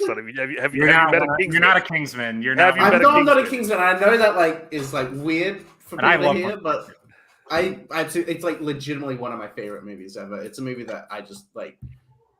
it gets better with every rewatch. I And I've seen totally the movie about missed it 6 because I was times. answering a text. What movie are you saying is one of your favorites? Booksmart. Oh, okay, fair. Like, just weirdly, that movie has connected to me a lot, and I just love watching that movie. It's one of the funniest movies I've ever seen. So obviously, I'm really looking forward to this movie. Like, I like Olivia Wilde. I like what she did with Booksmart. So was very curious how this movie was sort of promoted or how she described this movie. I don't know much about it, and I watched the first trailer once, and I'm like, yeah, that's it. I don't need to know anything else. I'm going to avoid this movie as much as possible. I want to go in knowing there's very little. And then this whole sort of weird, crazy controversy and shit that has dropped in the last few months of fighting on the set, and then the whole was it Venice or it was Venice, right? I think it was Venice, yeah. Venice. That whole sort of shit show with Harry Styles and Chris Pine and Chris Pine. Yeah, Spitgate, is that what we're calling it? Sorry, go ahead. I was also gonna say, it's just, yeah, I don't know, like, I'm starting to like get worried, and I'm probably not going worried, but I don't know if I'm. I got a good chuck out. Okay, that's good. I don't know. I will watch it, and I will view it as a movie without any sort of expectations now, because I definitely felt like I was really hyped for this movie way back now, but now I'm just like, all right, let's just see what this crazy shit show is going to be like. Yeah, in the middle of the movie, Maggie looked at me and she went, "Are you sleeping?" And I said, "No, but I fucking wish I was." Like, holy shit. And like, I said it before, but she summed it up perfectly, where at the end of the day, the movie is just fucking boring. Like, so much happens while nothing happens at all. It's and if you've seen the trailer, you've seen the whole movie, but what the twist is. Like, you could watch the trailer and then the last 30 minutes. Like, really, you've seen everything but the last 30 minutes. So, anyway, let's move on. We're gonna go into our over-the-top action movies. Kirk, you're gonna kick us off with our first over-the-top action movie. Okay, my first movie it's a Japanese movie. A lot of good over-the-top action in the Japanese cinema. I'm gonna go with a movie called "Why Don't You Play in Hell?" Okay. And what this movie is about? It is about there's a group of like very amateur filmmakers just basically trying to figure out how they're going to get their movie made, and they stumble upon this Yakuza feud, and they are these two warring gang factions basically getting ready to rub each other out. There's all these different problems they have with each other, and this film crew gets involved and basically says, "Hey, if you guys are going to kill each other, why don't you let us film it and make a movie about it?" And they're like, "Yeah, okay." And there's some plot reasons as like why it makes sense for them to do that. But so they end up, a lot of other things happen, but they end up kind of filming this gang war. And it's like they're like the gangs are old school, so they're all using swords. So there's a lot of great like sword action and sword violence.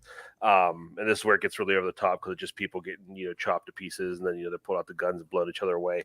And it's just funny because like they're about to kill each other. The cameraman says, "Wait a minute, everybody freeze. We gotta position this right," and they all actually stop and wait to kill each other to do it. And just it comes like it's mostly the third act where most of the action is, most of the violence is, but it's a great payoff. The whole movie is a lot of fun. The director directed another movie called Tag, not the Tag you're thinking of. I was about to say, but it's just that's another good one. Another one I could have probably talked about. Just a really crazy, surreal. I said it's like Battle Royale if David Lynch directed it. It just completely insane, and but that's the kind of movies he makes. And this one is just I love to watch this one. Like it's fun because it's like gangster violence, but it's also about like the love and passion for movies. So it's right up my alley. And yeah, I definitely recommend it. It's worth a watch. We've talked about this on this show. It sounded familiar, and I think Brian might have brought it up if you didn't before, Kirk. It was either Brian, me, or it might have been Mike. Okay. Mike watched it too. Oh, yeah, it might have been Mike. He had a review for it. this has been on my watch list since whoever brought it up, but I still have not seen it. Jake Marangoni, have you seen this? I'd never even heard of this movie, but I do want to find out what this movie is because it does sound very interesting. Okay. Meltzer. What he said. Cool. Awesome. Marangoni, let's go to you. Our next pick. Oh, me? Over the top. Fudge. Okay, so I've got a few. You get to judge what that means. Like, yeah, I'm like, because I have a movie that I want to choose, but like, I guess it is over the top. Just do it. Just do it. There's one of them. I'm gonna be shocked if you don't pick. It's one of my like absolute favorite movies when I was a kid.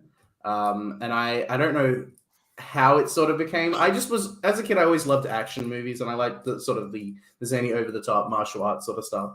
There was a movie from 2000, the debut of a guy with 3 initials as his name, who made a movie that was based on a TV show that I absolutely love. It's about 3 ladies. Oh. I'm talking about Charlie's Angels.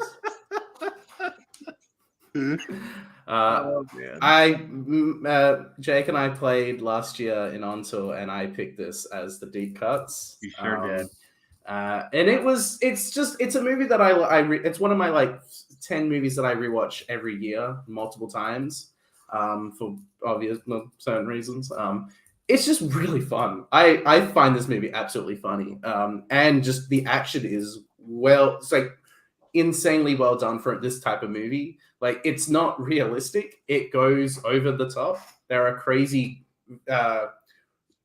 what's the word I'm looking for? It just does not take the sense of reality there in the actions. Like, people will glide and float and do crazy kicks and martial arts stuff. There's a lot of just, energy in here. Just like, yeah, like wuxia and his energy throughout the action. It is just really fun. Like, I just yeah, it takes it over the top. I can't really like articulate exactly like how it works, but like the fight scene with the angels and the creepy thin man played to Smack My Bitch Up is just incredible. And just the way that, I don't know who the choreographer was, but I believe it's someone from Hong Kong who's like, it might have been Yuan Wu Peng. It could have been him. That does sound right. But yeah. No, that does sound right. But like the whole action scene in the castle at the end of the movie, when you have Kelly Lynch fighting Cameron Diaz and Crispin Glover fighting Lucy Liu, and then Drew Barrymore's fighting 6 guys while she's tied to a chair, and it's just like played to is it Blur? I can't remember the song, but the woohoo song, I can't remember. Song 2 by Blur. Song 2, yes. That whole sequence is just like great, and then them climbing up Sam Rockwell's helicopter while he's about to kill Charlie is just great. Played to by my boy Fatboy Slim. I can't remember the song. Is it Your Mama, which is a great song. And yeah, so this movie is just like one of my all-time favorites. It's a movie that just like makes me feel happy, and it takes me back to the early 2000s when I was a child and would say I was sick, stay home sick, and watch this movie while eating ice cream. So, I actually watched this for the first time before the new one came out in preparation for the new one. And then I don't remember. We didn't get the new one at the theater I worked at because it was a 6-screen theater. So we didn't get it there, and it was around Thanksgiving that the new one came out, and it was like super busy, and it literally played for like a week and a half and then was gone. And so I missed it, and I've not seen it. And I heard it wasn't completely awful. So it just like completely bombed at the box office. So I do want to check out the new one, but I only saw this because I was going to go see the new one. And I didn't like it. I'm sorry, Jake. This was not for me. If I'm gonna watch a Mick G movie, I like it with a Terminator in it. Even then, it's not good. But I'd rather watch a Terminator than whatever this is. No, I mean, no, thank you. At least I didn't say I'd rather watch This Means War.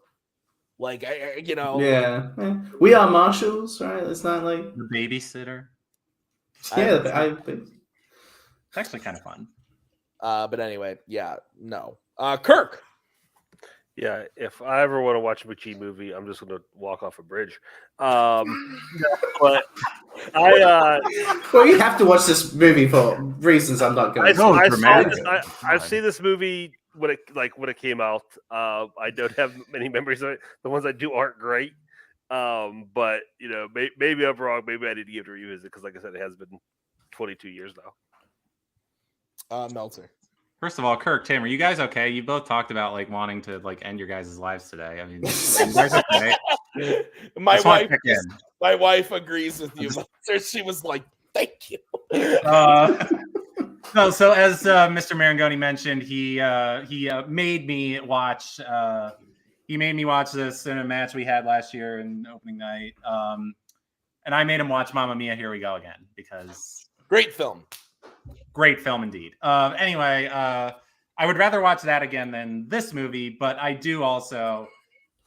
had fun with this movie. The fight scene that he mentioned that I think that makes this an over-the-top action movie is fantastic. Easily my favorite scene in the movie, the fight between the Angels and the Thin Man. Crispin Glover just throwing 103 in this movie. Phenomenal stuff as the Thin Man. And I can't hate this movie because it also has Tim Curry. Yes. Who Tim Curry and Bill Murray. Tim Curry and Bill Murray. Say that 5 times fast. Sumo wrestling each other in fat suits. I can think of worse ways to spend time than just watching that happen. Yeah, this movie's fine. I don't have the same emotional attachment to it that my fellow Jake does, but I enjoyed myself when I rewatched it. I hadn't seen it in a long time, so I was cool with it. All right, Mr. Meltzer, let's move on to you. Okay, the entire reason that I decided I wanted to be on this panel was so I could talk about not just my favorite movie of 2022, but my favorite movie of this entire decade so far. Wow. I am talking about one of the most metal movies I've seen in my entire life. It is the Indian action epic masterpiece, RRR.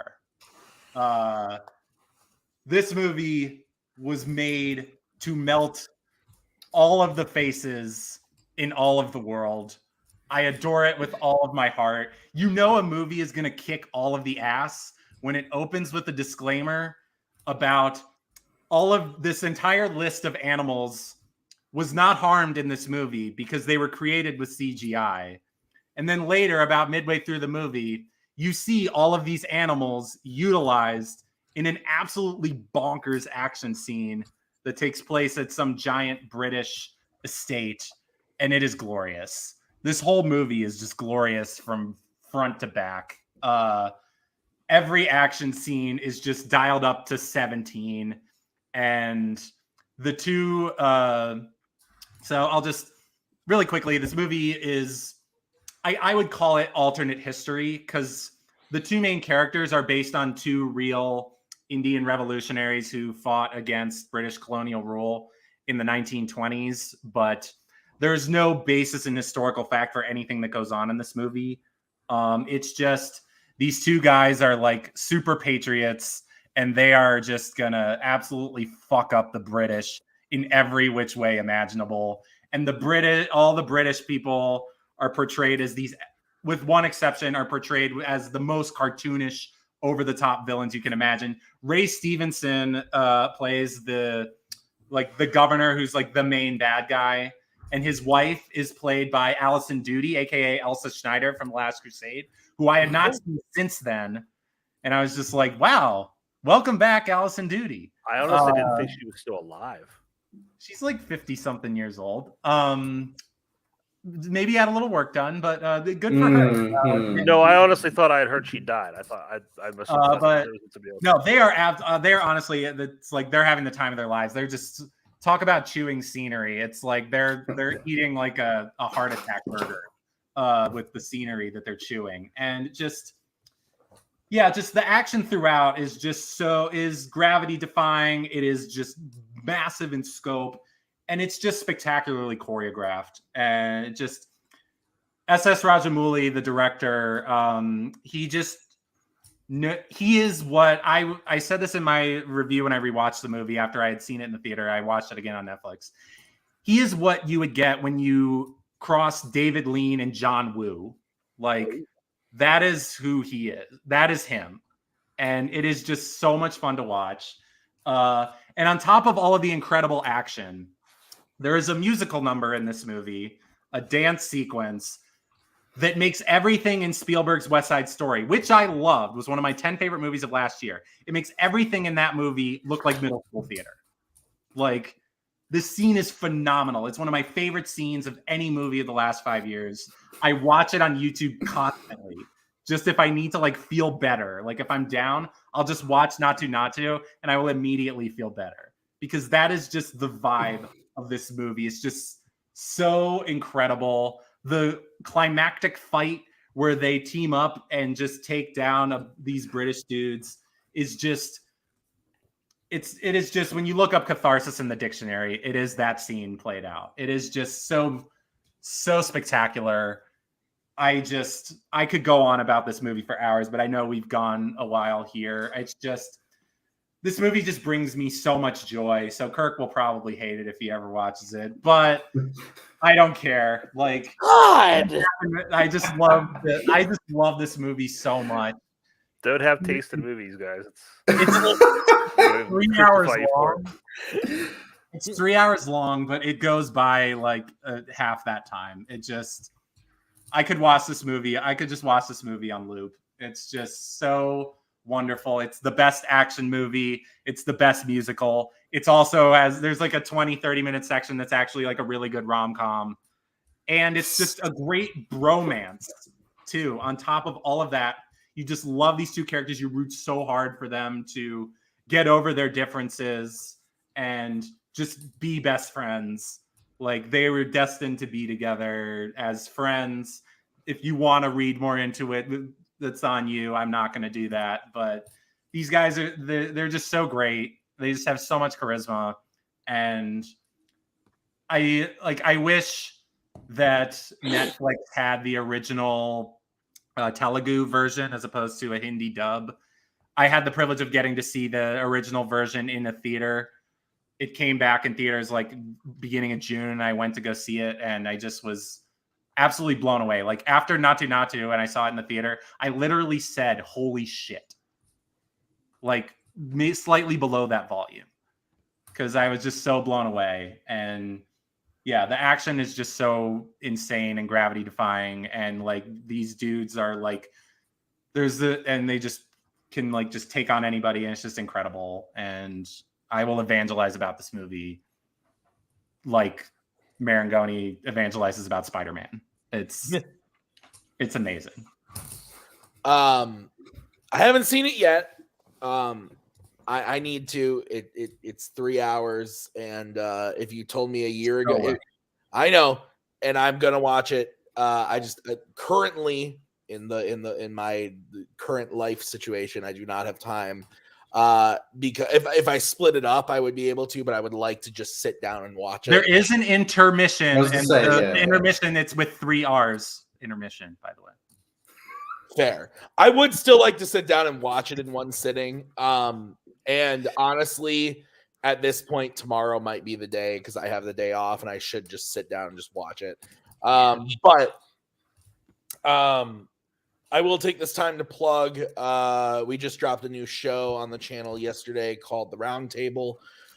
This was a movie that they talked about on the show.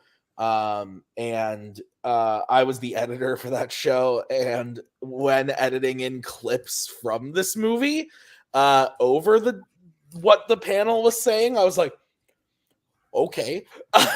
So I've been curious. I want to watch it. I will watch it. Kirk, have you gotten to see it yet? I have not. I want to. I'm curious because like I saw it on Netflix. I saw the poster popped up, and it was just like two kind of like nerdy looking bros riding a moped together, and then like I see the next poster, and it's just like one of them like with his shirt off, all ripped, fighting off a tiger or something. So I'm like, this looks interesting. Again, 3 hours. Why do all Indian films have to be so long? I'd probably be like because there's really that into much genre. awesome shit in it that it needs to be 3 hours. But no, I'm very curious to check this one out. Okay. And is it RRR or is it like the sound the tiger makes? Most people say RRR. I call it triple R. If you want to go then live your best life. That's not me though. Jake Marangoni. This movie fucks. If you look up the movie in the dictionary, it's just gonna be a poster of RRR. It's just like it's incredible. It is I wish my biggest regret is I didn't see this in the cinema. Like I wish I was convinced sooner to watch it because I would have seen this in the theater and I would have had an even better experience. And I gave this 4.5 stars. Like this is incredible film. It's funny that Tim mentions Roundtable because I watched that last night and them just talking about RRR. I'm just like, I just wish I was there to talk about it and I get to be here to talk about it. I don't want to. Just the movie just has every. Thank you. This just has like everything that like movies should be, like inspiring, endearing, like heartfelt, exciting, just riveting, engaging, like just everything that I love about movies you can find in this movie. Which probably means that Kirk is probably going to hate it. But why do you guys? Goddamn! I'm sorry. Movie. I mean, I know. Well, I'm not going to go too much into spoilers, but I know there's a scene that Kirk will watch soon. Well, but that's all I'll say. But yeah, just like that whole fight, like halfway through, where they go to the British sort of like building or wherever that is, and then they see each other, and that whole fight scene, I'm just like, this is incredible. The use of slow motion as well is like, it's not repetitive. It just makes it more epic. And I also just love the use of fire and water symbolism for each of the characters. Like, I can't remember it's Rahu and Beam? Ram and Beam, yeah. Ram and Beam. I think Ram's the one who works for the British Empire, right? Yeah. He's introduced through fire, and Beam is introduced through water. There's that amazing shot where the camera like spins around when like you see through the reflection of the lake. I'm just like, incredible stuff. But they both represent sort of different ideals, and then they sort of meet. And also, I said this in my Letterboxd review, but like every movie should like have its title reveal like 40 minutes into the movie. Like Drive My Car did that. Climax kind of did that. RRR does that. You just forget that it happens. So when it happens, it's just like you stand up and you just say and you just start clapping. You just realize that you were not expecting that, and it's incredible. Yeah, I would love to watch this movie again. Okay. Great. Okay, we'll move on to my next pick, or my first pick, I guess. So, and I have to be cammed off for a second, so sorry, but I was thinking about it, and I was trying to think of like current like action movies that I love that are over the top, but also like good. Like I will watch the Transformers movies, and they are guilty pleasures, but like I don't want to bring them up here because like I want to talk about a movie that I like. And I was thinking about it, and while this is actually my second favorite of the series, I think when it comes to being over the top, this is the one that fits the most. So I'm going John Wick Chapter 2. I think that the first movie is the best one, but I like the action in this one more. I still really like John Wick Chapter 3, but it definitely falls into getting a little bit too much for me, and I can, like I just said, I like the Transformers movies, but the third one just gets like it overstays its welcome just a little bit. It's like 2 hours and like 15 minutes, and it has like no business being that long. This one is like an hour 55, and that's like perfect. So I really like this one. I love the whole sequence, which I forget which country he goes to, where there's like the rave thing going on, and then that's Rome. It's Rome, okay, and he finds the woman like who kills herself or whatever, and then he escapes, and he like hides all the shotguns like in the like cave tunnel thing that he's like running through. It is so fucking awesome. I just think the action here is just it's just better than the first one. Again, I think I like the open close story of the first one, just like a little bit more of like, it's very simple. Like, his wife is dead. He's depressed. He gets this puppy from his wife. Puppy's killed. And, oh, by the way, I used to be a hitman and I'm going to come and fucking end all of you. Like, it's just so simple. It's great. And it's really self-aware of, with like all of the actors, like Willem Dafoe, Ian McShane, John Leguizamo, Common in the second one. Yeah. But they're all just like, in the first one, it's all super self-aware, and this one, it starts to get to where it's like a little too serious, but the action is just so fucking good that it doesn't matter. Because I believe this is the one too where, or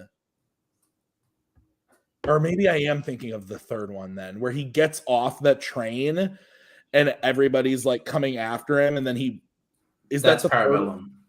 Yeah, okay, well, either way. The action here is incredible. I love the ending when he chases the dude into the Continental, the villain, and he's sitting there, and Ian McShane just comes up and is like, John, and then just like the way that whole confrontation ends is, I remember sitting in the theater and being like shook. Like, I think it's so epic, so cool. Just really, really excellent stuff. Yeah. So, Kirk, what do you think about John Wick? I really like them. It's been a while since I've revisited any of them, so they all kind of bleed together. Like, you're talking about that scene where she kills herself. I would have sworn that was in the third one. I could have sworn the thing with and then he kills the dude with the pencil. Isn't that the second one? That's this one. Yeah, that's the second one. Yeah. That's what I was thinking of. That's what I like. Just when he's getting like those, and this is the one where like they're all. I know it happens in the third one too, but like when like everybody starts coming after him, like those guys with the pencil. That's my only problem with John Wick is like everybody's so terrified of him, and oh my god, he's Baba Yaga and all this stuff. But as soon as like there's a contract out on him, everybody's like, yeah, I'll give it a shot. It might work out. Who knows? Like the ego boost if they kill John Wick. Yeah. Like... But no, and this is about the horses, right? Or is that? That's the third one. No, that's the third one. Yeah, they're all. But no, I think plot wise, I agree with you, Tim. Like I like how the first one's kind of its own in case thing, and this one really I like how it does the world building. The third one maybe goes a little too over the top. But I like all three of them. But this is probably my favorite or a close second. But yeah, the action all three of them is great. I just love the choreography and the fights. I just love how like they pay attention to like bullet count and how he has to reload and things like that. Oh yeah, and little details like that are so great. So yeah, I was honestly considering to put the only reason I didn't is because like I said, I really couldn't scene for scene remember what was what. So that's why I didn't pick a John Wick movie. But perfect pick for this list. Yeah. Oh shit! I had a point to make, and now I totally lost it. What was I gonna say? Oh, yeah, the third one with the opening with like the whole when he like gets the horse and like everybody's coming after him, and I think the first like 25 minutes of the third one, where it starts with like the end of the second one, is arguably the best stuff in all three of the movies.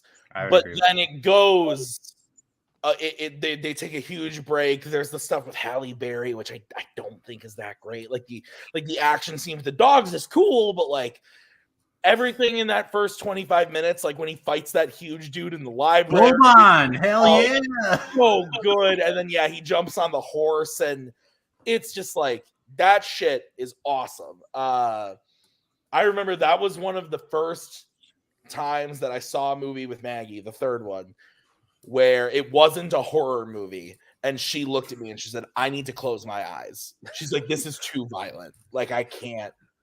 When they're throwing the knives at each other in that sequence, that no, that was because we see horror movies all the time, and she's just like this, like Barbarian. This was Maggie the whole movie. Movie rules. Oh, it's so fucking good. But then John Wick, chapter 3, I remember was the first time that she was like, I can't watch this. Like this is like too much. So I'm excited to see what they do with 4. we'll see. I kind of wished it would have ended after 3, if I'm being honest. Like I was feeling like a finale, and then all of a sudden, like it didn't end, and I was like, okay, all right, I guess we're doing more of this. Jake Marangoni, what do you think about this? It's funny. I watched this movie with my brother like a few days ago. Like, nice. He watched the first one, and I was in the office doing stuff, and then I came out, and he started watching the second one. I was like, I'll join along and watch it with him. And it's just like I hadn't seen it in like a couple of years. Me and a friend of mine, we watched the first 2 leading up to Parabellum. We went and saw that in the theater, so I hadn't seen it since then.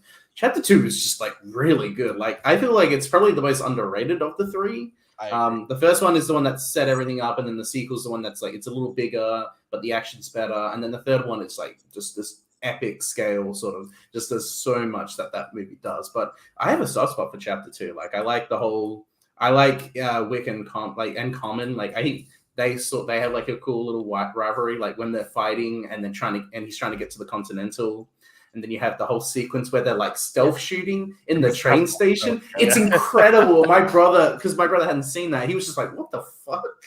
And I was just like, "This is a whole part where they like roll down the stairs, like that's like earlier. That's in Rome. fucking, like bam, like oh man."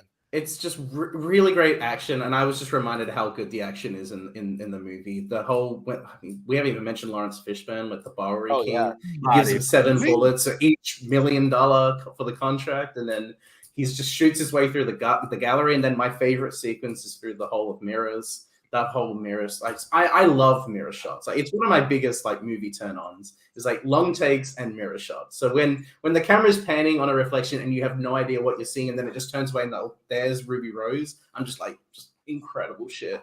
The movie's great, and just a great ending. Like how that sets it up for Parabellum. I just think is really really good. This movie's so much fun. Maggie, it's the middle one over here. Sorry. Maggie's it goes to my point before. Maggie's review for this movie in February of 2017.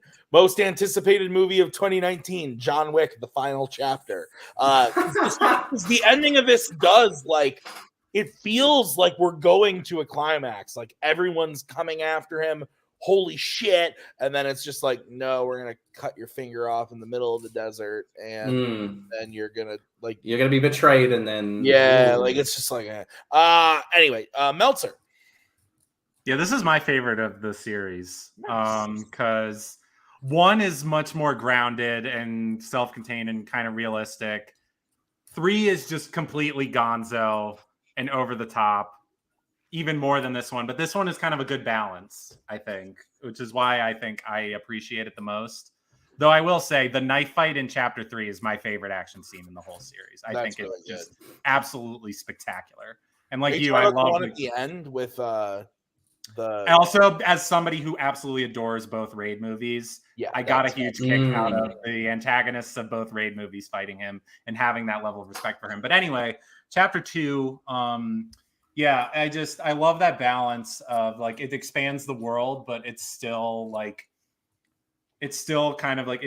much about John, and is still able to keep the focus on him. And I love they obviously got a lot more money and they used it to kind of add to the scope and the whole sequence where all the assassins are coming after him, and he absolutely destroys the dude with the pencil is just so satisfying. That's the scene I was thinking of before. With the fucking pencil. But anyway, the one nitpick I have about John Wick Chapter 2. So I was living in New York City at the time. It is very obvious they did not shoot any of that in New York City because the subway stops were incorrect. It kind of drove me nuts. But other than that, just like the action is just amazing. That scene, both scenes with Common are fantastic, and the ending, especially, I love the ending of the subway fight with him and Common.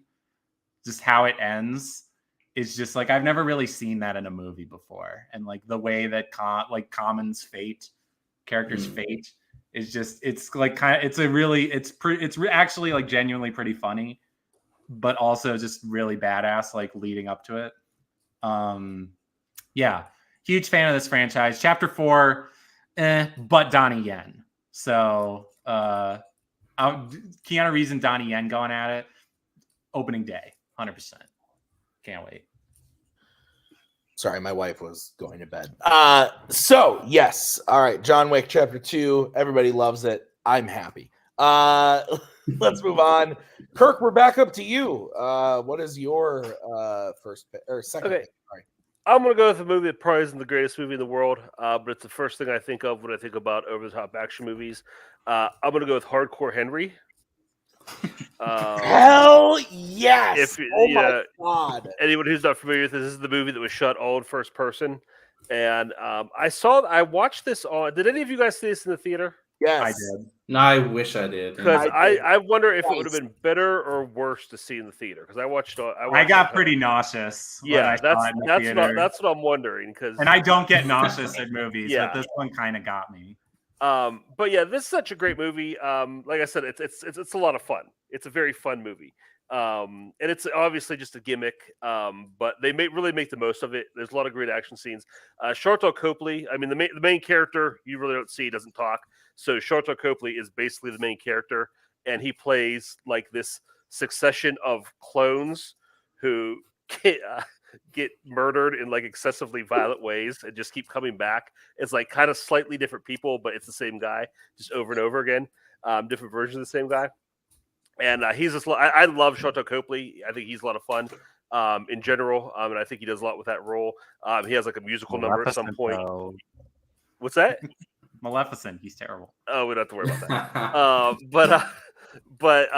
that. And you know, it's just like a lot of like just progressive and again, it plays out like a video game a lot of times, but it's still a lot of fun.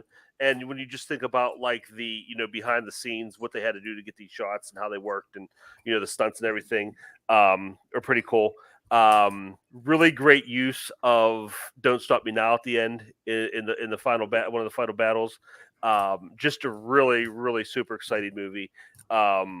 Like I said, if someone tells me they just aren't into it because of the gimmick, I understand.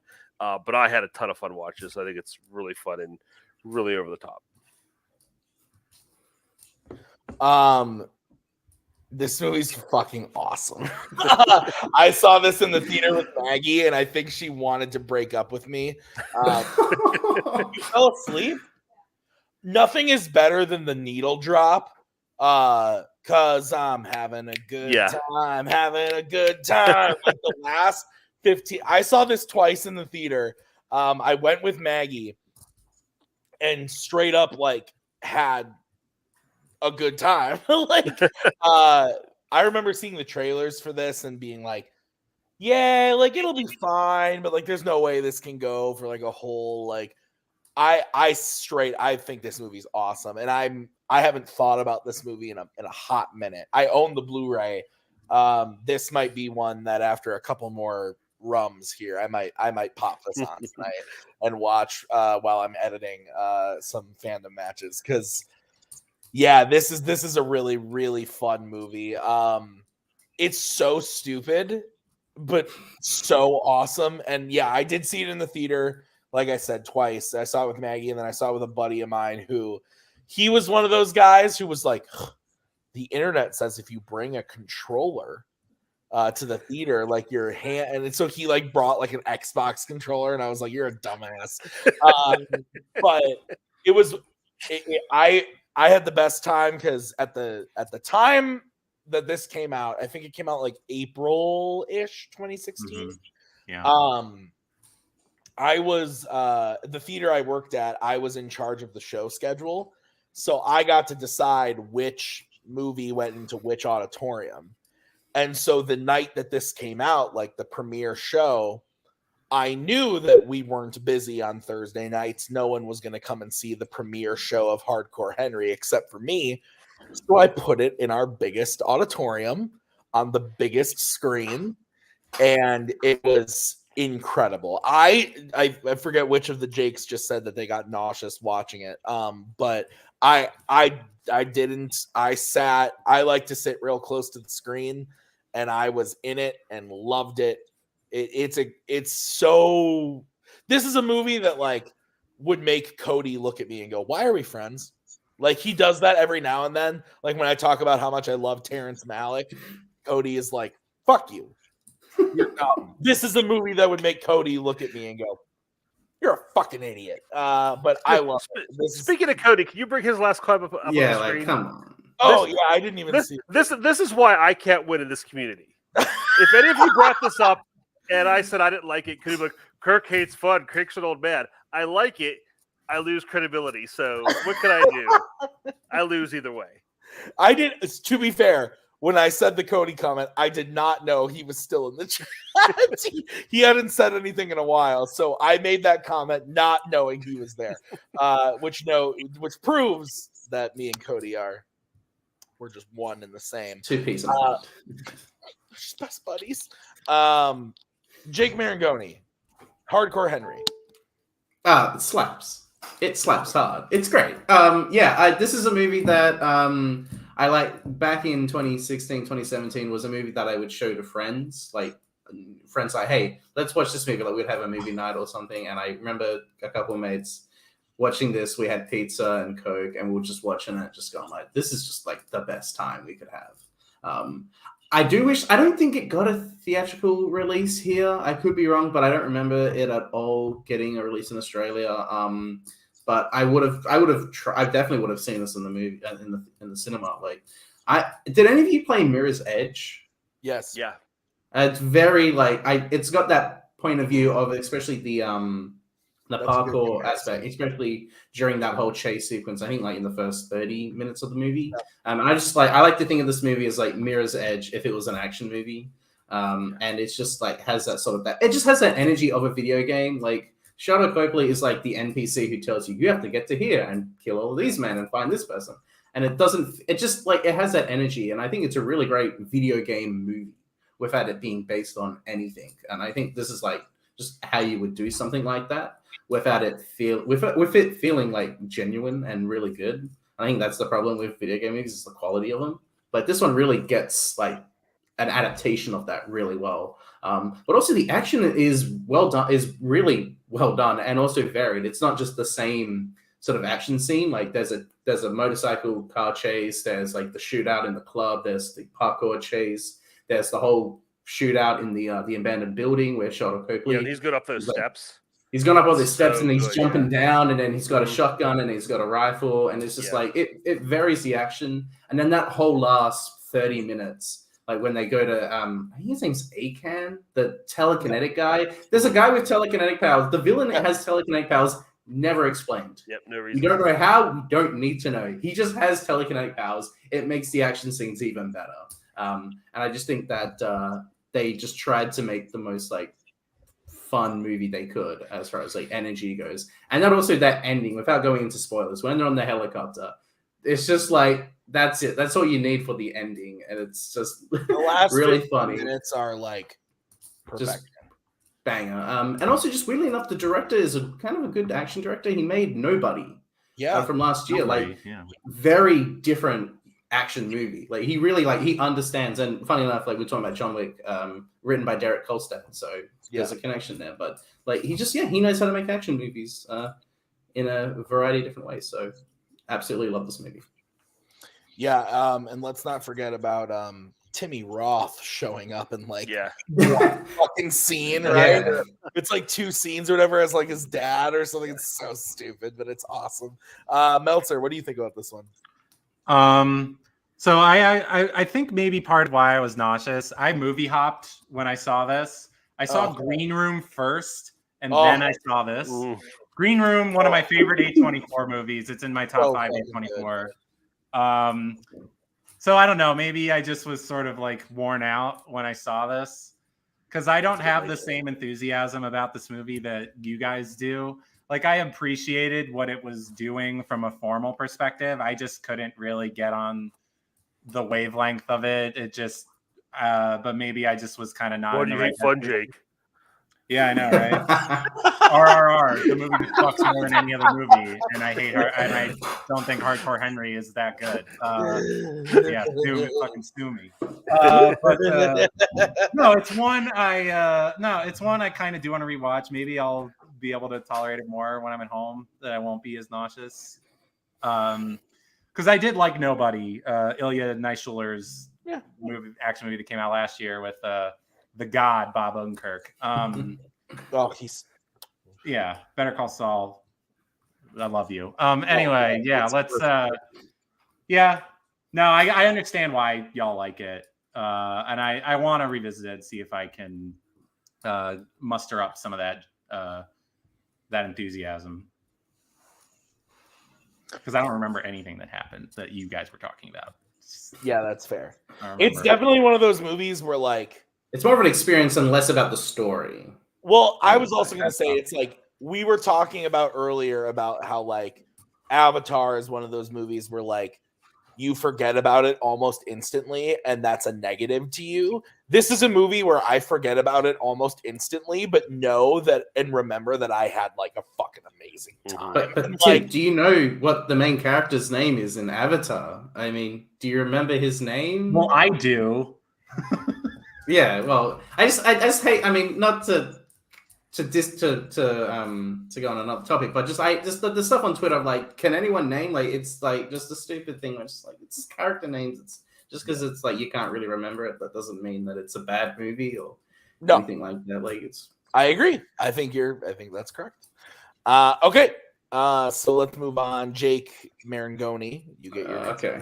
So there's one movie that I think everyone thinks I'm going to pick, but because I do want to talk about another movie, and I also talk about this one movie a lot, that I just feel like I should just go with something more niche-ish and something that I think is even crazier than that movie. I love how I'm going this and that when I have no idea what I'm really saying.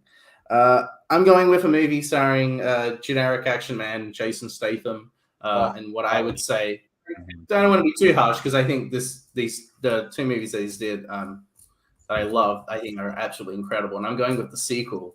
I'm going with what I think is just absolute bonkers film, Crank, High Voltage. I'm going with the sequel, which is a movie I like a bit more than... No, I actually like the first one more. Anyway, but I think this one's just even crazier from the beginning. Like, the whole movie... I mean, the first one is Chev Chelios has been poisoned, and his heart is going to die unless he keeps his heart rate up. So he's taking an adrenaline shot. He's having sex with Amy Smart in public. He's doing a bunch of crazy shit just to keep it up. And then the ending of that one, he falls out of an airplane or a helicopter, has a great phone call, and then dies. But he's still alive. And then High Voltage takes place straight after. He's been kidnapped, his heart's been taken, and then he's been replaced with this mechanical heart. And he needs now electricity to keep himself alive. And that's the plot. And that's just him trying to find his heart, played by it's Dennis Carradine in Asian makeup. 2009, very different time. And it's just his story. And also there's people wanting to get revenge for him from the first movie. And it's just absolutely like insane. There's another sex scene with Amy Smart, and this time it's on a horse track. There's a memorable scene that I don't want to talk about because it might be on the top 100. I'm not going to say anything else, but I'll just say that scene is really crazy. It's in a power plant, and that's all I'll say. Absolutely fun. And then at the end, he gets set on fire and then beats up the guy by punching him in the face. There's a guy whose head's been completely decapitated and he's still alive. I think the villain. It's what's his name? I remembered the name of the villain because it's just such a weirdly fun name. It's just Ricky Verona. Ricky Verona, yeah. What's his name? It's oh my god! It's the guy from Pablo Cantillo. Yes, it's not Clifton Collins Jr. I believe is the villain. Yeah, he's also in the movie. He's the villain, and he just wants revenge. And his brother, he has him alive, and it's just his head, and he's just pumping just oxygen and brain energy into his brain, to keep him alive. The same reaction, what? He's keeping his brother alive just so he can torture Chev Chelios. It's just really insane, and it just shows Jason Statham really knows how to make a good action movie. There's a small little subplot where him and Bai Lin, who plays a prostitute, she falls in love with him and just starts following him around, and then they have she has a girl fight with Amy Smart. What's his name? It's the other Corey. Corey Haim shows up briefly in this. it's just really funny and fun. It's just over the top. And there's a part where, I mean, it's the poster on Letterboxd. He to keep his metal heart alive, he has to take electricity, and the way he does that is by sticking a one of those plugs onto his tongue and igniting the car, and the electricity is jumper cable. Jumper cables electrocutes him. There's multiple scenes where he is electrocuted because he needs energy. There's a scene where he's at the horse track and he's sort of like rubbing himself on people because he needs friction because of electricity. And there's a scene where he essentially harasses an old lady, and it's just really funny. And I have a great time with the Crank movies. I need to rewatch High Voltage because it's been many years. But it's just like, it's up there as far as like entertainment for me goes. And then the end, and then the very end, he breaks the fourth wall and gives the audience a middle finger. And I think that's great. Yeah.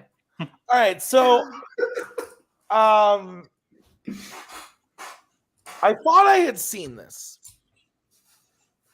I have it marked as watched on Letterboxd because I vividly remember seeing the first one and thinking it was booty, and then going, and it was around the time this came out, and then watching. I thought I watched this one, but you said there's a character that's just a head.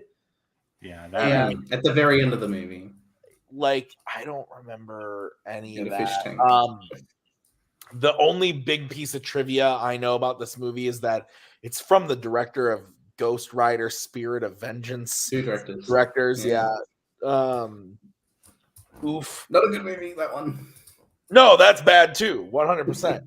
I'd rather watch it than the first one, but that's because it's like 30 minutes shorter. But yeah, no. I actually like Statham. I thought that, again, I feel like I need to spell my things out now so that nobody gets offended. I am not talking about and trying to take a shot at anybody. I thought Wrath of Man was actually very good. I saw that one in the theater, and I don't like who directed Ritchie. Do not like Guy Ritchie. But I actually didn't hate that movie. I thought that it was pretty good, and I thought Statham was good, and I like him in the movies are bad, but he's actually my favorite part of the Expendables movies. So I kind of dig Christmas, isn't that his name? Yeah, Christmas. Yeah, I kind of dig him as a personality.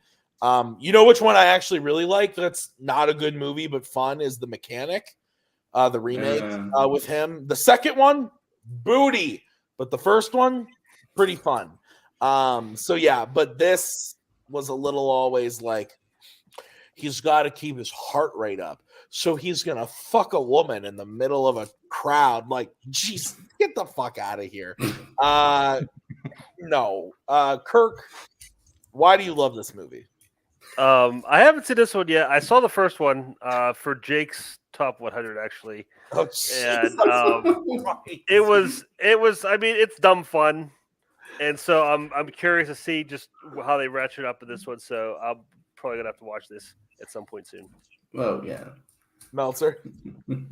Kirk's assessment is accurate. Yeah, these movies are dumb fun, and I would rather watch both of them 100 times out of 100 over Ghost Rider: Spirit of Vengeance, which that's fair. Is as Tim has so eloquently said multiple times tonight, booty. Yes. No, these movies are dumb fun, and I vividly remember the guy with the head in Fish Tank. It's like the one image I've retained from Crank 2. I do prefer the first one, but this one goes maybe a little too far. But they're both dumb fun. I can't deny that. Okay. So Mr. Meltzer, we're on to you. Okay. I feel like this is kind of a conventional pick, but I'm gonna go with it anyway in honor of I guess you could say in honor of Mike Hanley, who is one of the biggest Nick Cage fans that I know. He was supposed to be here. So in his honor, I am going to politely ask the three of you to put the bunny back in the box I am going to pick Con Air as my other pick. I rewatched it earlier this year because I was really excited for Unbearable Weight of Massive Talent, and I was like, I want to watch a Nick Cage movie before I go see that one, and I picked Con Air. One of my best decisions I've made in 2022, because this movie, I think this is maybe the most fun action movie of the 90s. Like, just everything about this movie is just so ridiculous. Like, all of this, the premise is just absolutely absurd. All of these different personalities in this one confined space, and they're all absurd. And I don't think there has ever been a movie where you could more appropriately use the term Murderer's Row to describe its cast, but it really is just an absolutely incredible list of actors, from Cage, John Cusack, John Malkovich, Ving Rhames, Steve Buscemi. You got what's his name? Bubba, Michael T. Williamson, Dave Chappelle, Danny Trejo. One of the great character actors, Cole Meany, and his fucking ridiculous car. I love that whole like running thing with his car, and just how he's obviously making up for a certain lack in another area. Though they don't specifically mention it. But anyway, yeah, I just think this movie is just so much fun, and it's just so ridiculous, and really just Steve Buscemi's entire existence in this movie alone makes this an over-the-top action movie. He's basically playing Hannibal Lecter, but without the sort of the bouginess of Hannibal Lecter. The high class. Yeah, like Steve Buscemi is Hannibal Lecter if he was just like a country bumpkin. And he's just so fun. And I also kind of have a soft spot for this movie because the entire climax takes place in Las Vegas. And that, talk about over the top, just like everything about that, just the whole chase where then Cyrus and Cage fighting on a fire truck. And then the way Cyrus dies is just like so crazy. And yeah, this movie is just so much fun from frame one, and I will never get tired of it. There's just so many really, really stupid but funny one-liners, like where I forget who he kills, but like Malkovich's character is named Cyrus the Virus Grissom, and somebody is like pleading with him not to kill him, and he's like starting to say his name. He's like Cy, and then Malkovich cuts him off. He's like Anara, and then kills him. It's just great shit. Yeah, this movie's a blast. It doesn't quite fuck as hard as RRR does, but when you're talking about like 90s action movies, this is like, maybe it's not the best one, but it might be the most fun in terms of like a big studio spectacle. Like, and when we talk about like they don't make them like this anymore, they really don't. And I'll always treasure this movie. Weird, inexplicably, Bill does not like it very much, which I feel like that's weird. So in his wheelhouse. He'll have. I get that. I apologize, Bill, if you're watching, putting you on blast like that. But no, this movie's great. Yeah, I love it. I haven't seen it. It's one of my big blind spots. It's something that I want to watch, and I know that I'll enjoy, but just haven't done it. And honestly, if I had seen this, Nick and I would have beat Kirk and Bar. I believe it was the first question of the match was a Con Air question. And we were like, we don't know. And if I remember correctly, we only lost by a couple points. So anyway, Kirk, do you like this one? Yeah, it's not bad. I really wasn't thinking of this just because, like, when I was thinking over the top, I said about more over top, like the actual action. And I don't feel like the action in this one is super over top, especially like those like 90s kind of Nick Cage movie standards. But as far as like plot and premise go, definitely over the top. And yes, Buscemi's a standout. I just love how he plays. Like they set him up as like Jake said, like the Hannibal Lecter type, like the most dangerous guy in the room. But he turns out to be like the most next to Nick Cage and Bubba. He turns out to be like the most reasonable person. Like they're it's like the three of them are just sitting there and everybody's up dancing, and they're dancing to Leonard Skinner, and he's like, definition of irony: bunch of idiots dancing on a plane to a band that died in a plane crash. And just like just how like the three of them kind of connect as the most rational people on the plane is so much fun. So yeah, again, I mean, it's not a. I'm sorry, Cody, it's not a big giant cinephile pick, but it's a fun movie. Marangoni. Yeah, I've seen this movie once. It was on TV a few years ago, and I just think it's fun. I need more. I need to watch it. I need to rewatch it because I just haven't. I think a lot of it is fun. It is just like that sort of typical 90s action film that does everything right. It's just like it's one that I haven't seen in a while, but I do think that Buscemi is like the standout. Like I think I don't know if it's a post-credit scene, but like the end or sort of his resolution, I guess you could say, like at the end when he's in Vegas. I won't spoil it, but I just thought that was such a cherry on top for the movie because you just completely forget him during that third act, and then when he shows up, I'm just like, oh my god, interesting. I thought that's really cool. But yeah, no, it's been a while, so I don't remember specific parts of the action. But I know that John Cusack hates this movie and like does not like talking about the movie. He did it for the money, so that he could. I think it might have been so he could like make Grosse Pointe Blank, which is also a very good movie. Which is a good movie, yeah. But yeah, he just like in interviews, like you can't really get him to talk much about it because he just does not like the movie, which is like, But also, amazing wink to the camera by Nick Cage during that when they're like that. I use that gif regularly. Is just incredible. Like nobody has winked better than Nick Cage in that scene. Okay. I'm gonna go next. This is gonna be a Tim standard Tim pick. This is one for me, not for you. I'm gonna bring in some fandom into the mix. And I'm gonna go with a 2016 Marvel film. I'm going with Deadpool.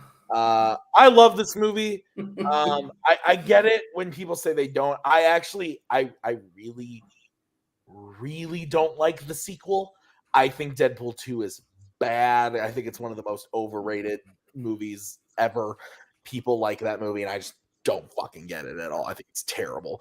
But this one I really like. I think there's a lot of charm, and I really like the relationship between Wade and I haven't played Russell? Vanessa. Vanessa? Is that Vanessa? Yeah. That sounds right. That sounds right. You might be right. And I really like that relationship, and I just like the movie a lot. I think it's one of those movies where I think they balance the action and the story well. And if you're not on board with the type of humor, you're not going to have a good time. I am on board with the type of humor, so I'm there for it. And to me, it feels very much like Fox gave us, granted, still a huge amount of money. This movie was like $50 million. $50 million, yeah. Which is a disgusting amount of money at the end of the day. But then when you look at Deadpool 2, they gave him like 150 million, and the budget's like tripled. And I just feel like the story here is super concise. It's very simple. I like the way that they kind of flash forward and backward. I like the way it makes fun of the overall Fox X-Men franchise. And I think the action is really, really great. I like Ryan Reynolds as the character. Again, I don't like the second movie, but I really like him in this movie. Ed Skrein is whatever. Like this is one of those movies that will never be a 5-star movie for me. There are movies that are terrible that I love that are 5-star movies for me. Ted, perfect example. Someone tells me they don't like Ted, I'm like, yeah, why would you? It's kind of bad, but it's 5 stars for me. I fucking love it. But this is one where it's like, it's never going to hit that like 5-star rating for me, but I love it. I love watching it. I always have a really good time. I think the humor is great. I think the action is really, really, really good. There are parts in it that like, I love that they finally like had the balls to be like, okay, we'll make an R-rated movie. Like, we haven't done it since like Blade, and it's not gonna work, but like whatever. And then they did it, and it made a shit ton of money and was great. And then we got Logan because of it. So yay.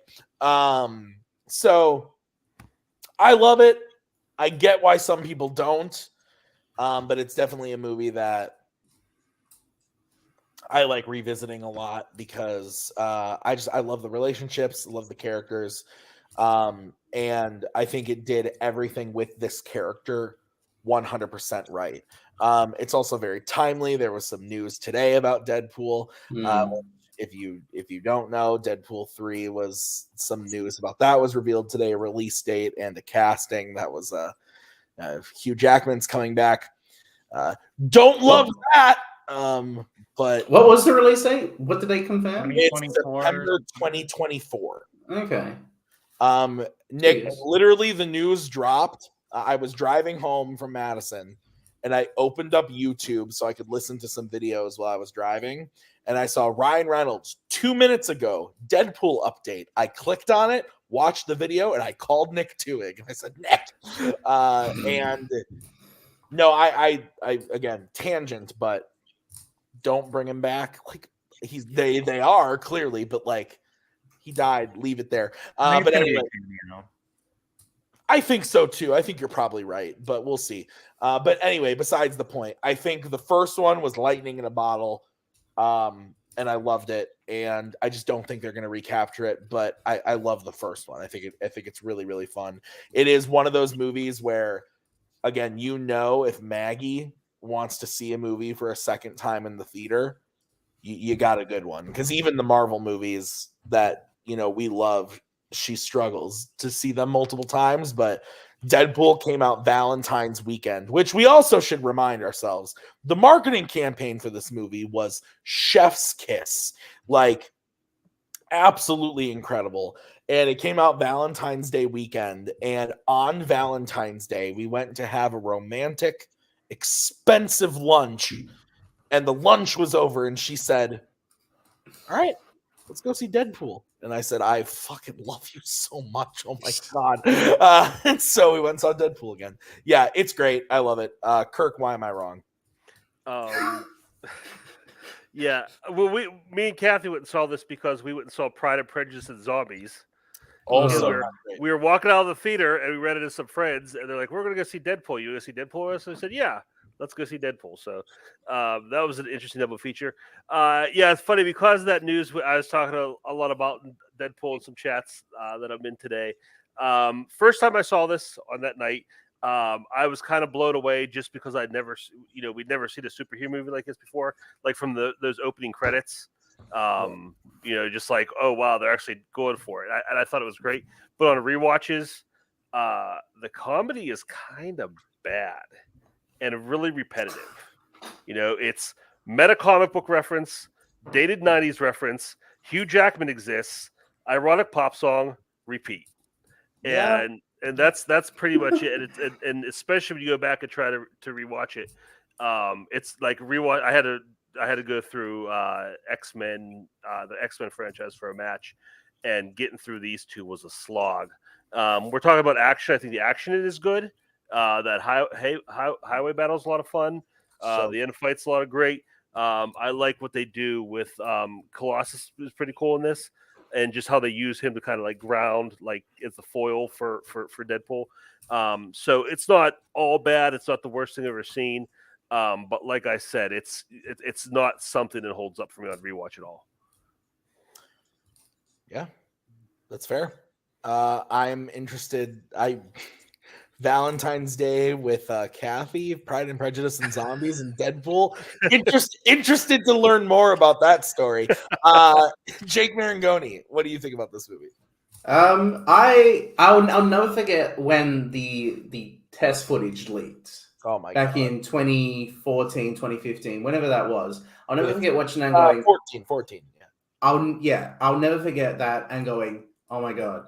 This is, if they're going to make a Deadpool movie with Ryan Reynolds, I want it to be just like this. And I was so convinced it should be an animated movie because you could have that, you would capture that energy. They made a live action, which I was okay with, but that was just like, okay, cool. This is it. This is the blueprint for a Deadpool movie. And I think when the trailers come out, I was like, okay, I like what they're doing. And then I remember finishing a shift at Macca's and then heading straight over to the movies and seeing Deadpool and going like, this is fun. I had a good time. I do kind of like the comedy. I think there's a lot of good jokes and the whole sex scene montage I thought was pretty well done. That shit is hilarious. That shit is fun. I didn't know that you like skee ball more than vagina. There's just jokes like that. I thought was pretty good. The action I remember being okay. I do think the best action sequence is on the highway, the 12 bullets scene. That just is really cool and well done. Like he's only got 12 bullets, so he's gonna have to share. Just good shit. I think that's done really well. Yeah, the villain sucks. Even what's her name? It's Gina Carano, right? Mhm. Yes. Like generic super strong woman. I mean, she's like non-existent now, but like at the time I was like, oh, chick from Haywire. I love Haywire, and I would like to see what she's gonna do in the future. I was very wrong on that. But I just think that it's got good ideas and it executes them well enough for me to be like able to get some enjoyment out of it. There's some stuff where I'm not really too into. I think the romance is decent.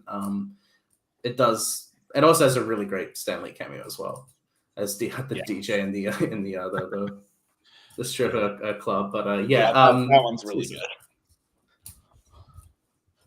Meltzer. Yeah, I mean, I think I don't dislike it as much as Kirk, but it definitely does go down on rewatches for me in terms of my enjoyment of it. But I still do mostly enjoy it. I just, in terms of like thinking about this exercise, I just like movies where people have powers just I just crossed them off immediately. Like in terms of thinking about over the top action movies. That's fair. So like no superhero movies or anything like people with powers just didn't really cross my mind. But yeah, like I don't really have anything new to add. Everything that everybody else said was summed up how I feel, and I know we're running pretty long, so I figure I'll just move it along. Okay. All right. So we have 2 spots left. I am not gonna bring up another one, but does anybody have another one they want to bring up? Whoever raises their hand first. I'll pass it if anybody has one. I have one if we need it. I've got one. Good. I mean, there's a couple, but I don't. You guys can both go ahead. Anybody that wants to go. I do have one. Yes. All right, go for it. The movie it's very similar to Crank, and it's like less on story and just more on the action. It's a film that I don't know how I discovered this movie. I think it was on TV, and I just started watching it, and I had no expectations. And then the more I realized that this actually is kind of a secret action masterpiece. It's a 2007 film with Clive Owen, and it's called Shoot 'Em Up. Yeah, that's a good one. I think no one talks about this movie anymore, and it was just kind of a shame because it is just really fun and funny action set pieces. Clive Owen's a hitman who has to protect this baby, and Monica Bellucci is a prostitute, and they sort of have to now team up to make sure that gangsters led by Paul Giamatti that is trying to kill the baby, and so they have to make sure they kill them and make sure the baby's safe. It's just really fun ideas. It doesn't take any sense of reality in anything. There's a scene where Monica Bellucci and Clive Owen are having sex, and a bunch of people start coming into the room and start trying to kill them. And Clive Owen's the only one who notices them. She's too busy, and then he starts shooting everyone and rolling around the bed while they're both naked. And it's really funny. I think that's done really well. There's a sequence. I don't want to go too much into it because it's in my top 100 movie scenes. But there's a scene later on a plane, and then what happens after. That's all I'll say. I remember laughing and could not stop, and just thought it was the best thing I'd ever seen when I first saw it. And also the resolution with Giamatti, I think, is really fun. Howie, I won't spoil it, but there's a great death in the movie that I thought was just incredible, and I've never seen it before. Clive Owen puts a bunch of bullets between his fingers because his fingers has been broken, he can't pull the trigger, and puts it near a fire, and it cooks up the gunpowder and is able to shoot and kills a person with it, with his fingers like that. And it's just really good stuff. I can't remember the director's name, but the guy who shot the movie is the guy who shot Crouching Tiger, Hidden Dragon. He's got a little bit of like artsy fartsy sort of ness that he adds to this movie in sort of the look and style. But just many great visual gags and setups in the action scenes that I think we don't see much of in action movies today. I saw this when it came out, but I don't remember much about it other than that sex scene that you were talking about, which is absolutely ridiculous. But I remember thinking it was fun. But I think this came out right around the same time as Smokin' Aces, and I got a year later. I got them confused a lot, and I don't know why, because they don't have like similar casts or anything. Like, I just, for some reason, I always, whenever I went to like the library or Blockbuster or something and saw them like on the shelf, I for some reason like got them confused, maybe because they were both in the really close to each other alphabetically. I don't fucking know. But I remember liking it. Jake Meltzer, what do you think about this one? This movie's fine. I had to watch it last year to write deep cuts for it. And I did enjoy it. There's a scene at the beginning of the it's like the opening scene of the movie where he finds the baby and is getting chased, and he gets to the top of the building and there's like a sign for the building, and he shoots out a lot of the letters and it winds up spelling "fuck you." That part's pretty great. And that sort of tells you the sort of movie that you're in for. So if you like that, see that touch, you'll like the movie. And I did like that, so I kind of like the movie. Paul Giamatti is easily the most fun thing. Like, the man is having the time of his life in this movie. He is talking about, like I was talking about earlier, like the way that Ray Stevenson is chewing scenery in RRR. Paul Giamatti, while not a colonizer in the technical sense, is similar energy from him. It just is really fun, and the repeated conversations with his wife while he's doing depraved shit is pretty funny. But yeah, I don't know. I think I was wondering if this movie would get picked, because I think it's kind of like tries so hard to embody this idea of the over-the-top action movie that it kind of, you see the effort.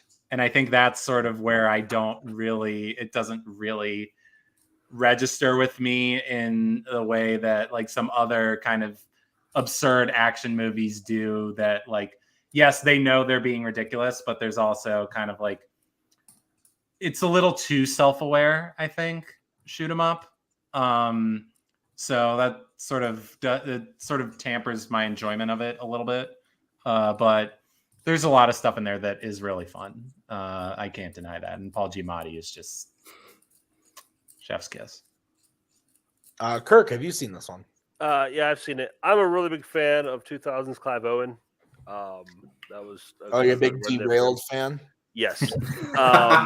Nobody's talked about that movie since it came out. You're the first person to bring up that movie since 2005 or whatever. Like, sorry. Yeah, Paul Giamatti really can do no wrong, except for Amazing Spider-Man 2. But no, and just him playing basically like a cartoon, like literally a cartoon villain, is a lot of fun. Tune into Top 100 Scenes to see what scene Jake was talking about specifically. Nice. All right, we have one more spot. Who wants it? Good, Jake. I'll take it. Yeah, I rewatched this movie today with the idea that I might pick it. So I talk about like kind of like the best '90s action cheese with Con Air, and now I'm gonna go to the '80s. A movie that I've loved for so long. It's just so obnoxious. It's just so absurd. Like it's maybe T2 is my favorite Arnold Schwarzenegger movie, but like the one that like people don't talk about as much that I really love is Commando. I really love this movie. It's just like, you know what you're in for. Like when you like the first image you see of Schwarzenegger's character is his sweaty, bulging bicep carrying a giant log. And you're just like, yeah, this is who this character is. And the character, it's just an all-time great character name for an action movie. His name is John Matrix. Just one of the strongest action hero names that you could possibly imagine. And like, I think sort of the over-the-top nature of it comes in just the amount of one-liners that are packed into this movie. All of them are just like so bad they're good. Like the one that I quote a lot, there are a couple of really great character actors in this movie play some of sort of like the heavies. There's Bill Duke, who he reunited with later in Predator. And then there's I believe his name is David Patrick Kelly, who plays the villain in The Warriors. He did Warriors. He's also in Twin Peaks, but anyway, his character Sully, the way that his fate comes about is my favorite Arnold line reading maybe ever. And I don't know. I want to do it so bad, but I'm not. I'm going to spare y'all. But it's yeah. And so basically, the basic plot is that Schwarzenegger's like this super soldier guy, not like with powers, but just like a elite special ops person who's like in retirement. He has a daughter, and his daughter gets kidnapped by this wannabe dictator of this fictional Latin American country. And so he basically has to rescue her. And the lengths that he goes to do so is what makes this an over-the-top action movie. Is just like, he's so larger than life. It's so easy for him to just mow through dudes who try to stop him.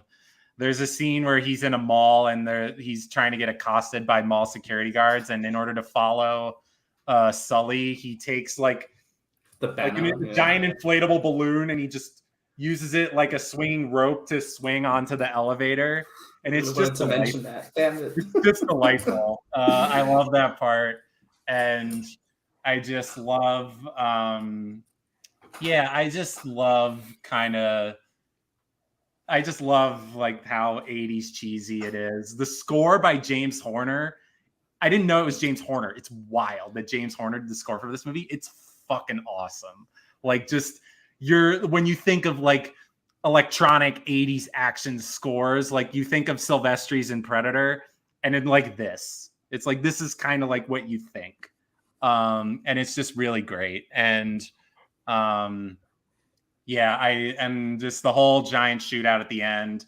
I love that there's a scene where he blows up a building and it's like obvious that there are just like dummies there to represent people, but they're obviously like dummies that are like held up by a stick.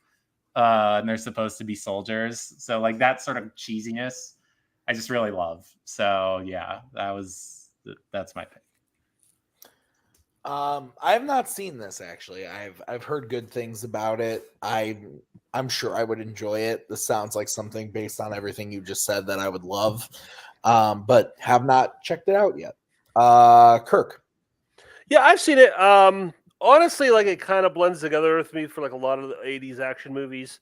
And I didn't think of it as super over the top, maybe just because all of that was over the top, that it like kind of just felt like the equilibrium for that time frame. It's an all right movie. Like I don't love it, but it's pretty good in the Arnold pantheon. Mr. Marangoni.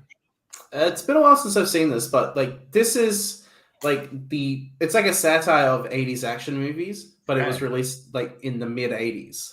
like, because everything about this movie is like what we like now think about. Oh, this is what the 80s action movies as well. It's the big fucking muscular men just shooting 100 people and not getting shot once. Like, it's that sort of this, but in a almost satire in a situation. Yeah, and it's Ray done really well. Tom's character is like commenting on events during the movie. It's like very much in that way. It's like it's just like there's a self-awareness to it that you would not have expected from this movie that's released in 1985. Like, well, written by the guy who wrote Die Hard, so that actually okay. That does make sense. But we haven't talked about it yet. But I love Bennett. Vernon Wells. He was the assless chaps guy in The Road Warrior, and I got to bring up an Australian at least once when I'm on. He's like the perfect adversary to John Matrix, in the sense that like Matrix is very much calm and collective, and he's just like this outrageous character. Like, he just wants to prove that he's better than Matrix. And their whole fight scene at the end where I don't need no gun, I will kill you. Just the shit with the knives and stuff. It's great stuff. Yeah, I was gonna mention the whole mole action scene. It's just great. It's Arnold Schwarzenegger fighting a bunch of like security, like mole security cops. Like, it's great. And then the whole swinging. It's just like, I just have a great time during that. And it's not even needed. It's like so unnecessary, but it's just perfect for this movie. Yeah. But then there's just and it also just all the one-liners. Like, you feel like this is like self-aware, like from something that would be made now, but it was in the 80s. Like, it knew what it needed to be for this decade. Like, there's the shit where he kills the guy on the plane, he just snaps his neck, and he's like, "Don't disturb my friend. He's dead tired." I'm just like, perfect. All right. So that is our list. We got our 10 over the top action movies. Head over to the Letterboxd to check out that list. Please give it a like. It's crazy that we picked over the top. Zing! Okay, so this is the last time we're going to be talking about the movie of the month for this month. The Good, the Bad, and the Ugly. Who has talked about it here? Jake and Kirk, right? I haven't talked about it yet, no. I don't know which Jake you're referring to, but I haven't. Oh, Melcher, you did. You didn't? No. When was the last time you were on? I feel like you were just last month with Assault on Precinct 13. Ah, shit. Okay, well, so nobody here has talked about it. I've talked about it many, many times. On this show, have you on this show? This month. Okay. September. Weirdly enough, not talked about it on this show this month. I've had a very busy work life and this month, and so I just haven't watched it yet. Or I did watch it, but I hadn't the first 2 weeks, and then I wasn't on last week. So I did watch it about 2 weeks ago now at this point. I'm going to piss everybody off. I thought it was great. I really did. I thought it was great, but it's not a 5-star movie. This isn't a Tim movie. Like, you just got to know from the get-go, people here. I watched the whole trilogy. I watched all 3 of them. And I think I like A Fistful of Dollars the most. Like, I really enjoyed that one. I thought it was really good. I thought it For a Few Dollars More was kind of a little overlong and kind of eh. And so this was my second favorite, which is weird saying because it is the longest one. I talked to Cody about it, and what I said was I thought that the first like hour or so, it was one of those things where I was like, wow, I really like all of these characters and I'm interested in what's going on. But at the same time, I'm kind of bored out of my skull. Like, it was really weird where like I kind of wanted the movie to pick up its pace, but was also weirdly interested in what was happening. So it was very bizarre because those are two very conflicting things, but it's how I felt. I thought it ended on a super strong note. I loved the ending of this movie. I thought it was really, really powerful, really cool. And at the end, I think Eli Wallach was probably my favorite of the 3. I really, really enjoyed his performance. And him in the ending sequence, I thought he was my favorite part. Clint Eastwood, great as always. I thought he's great in all 3 of these movies, but I really liked him in this one especially. And Leave in Cleef, is that right? Yeah. I liked him a lot too, and he's also in For a Few Dollars More, right? He's the villain in that. Am I? No, they team up in For a Few Dollars More. He's the villain in this, but they really are like both bounty hunters. It's that's right. That's right. Yeah. I was getting them confused for a second. So yes, I liked him in this as well. I liked him in this more than I did in For a Few Dollars More. But I think Eli Wallach by far was my favorite. Once the like whole like search for this like gold or treasure or whatever was kind of going, it's where I finally started to like, okay, this is starting to move or whatever.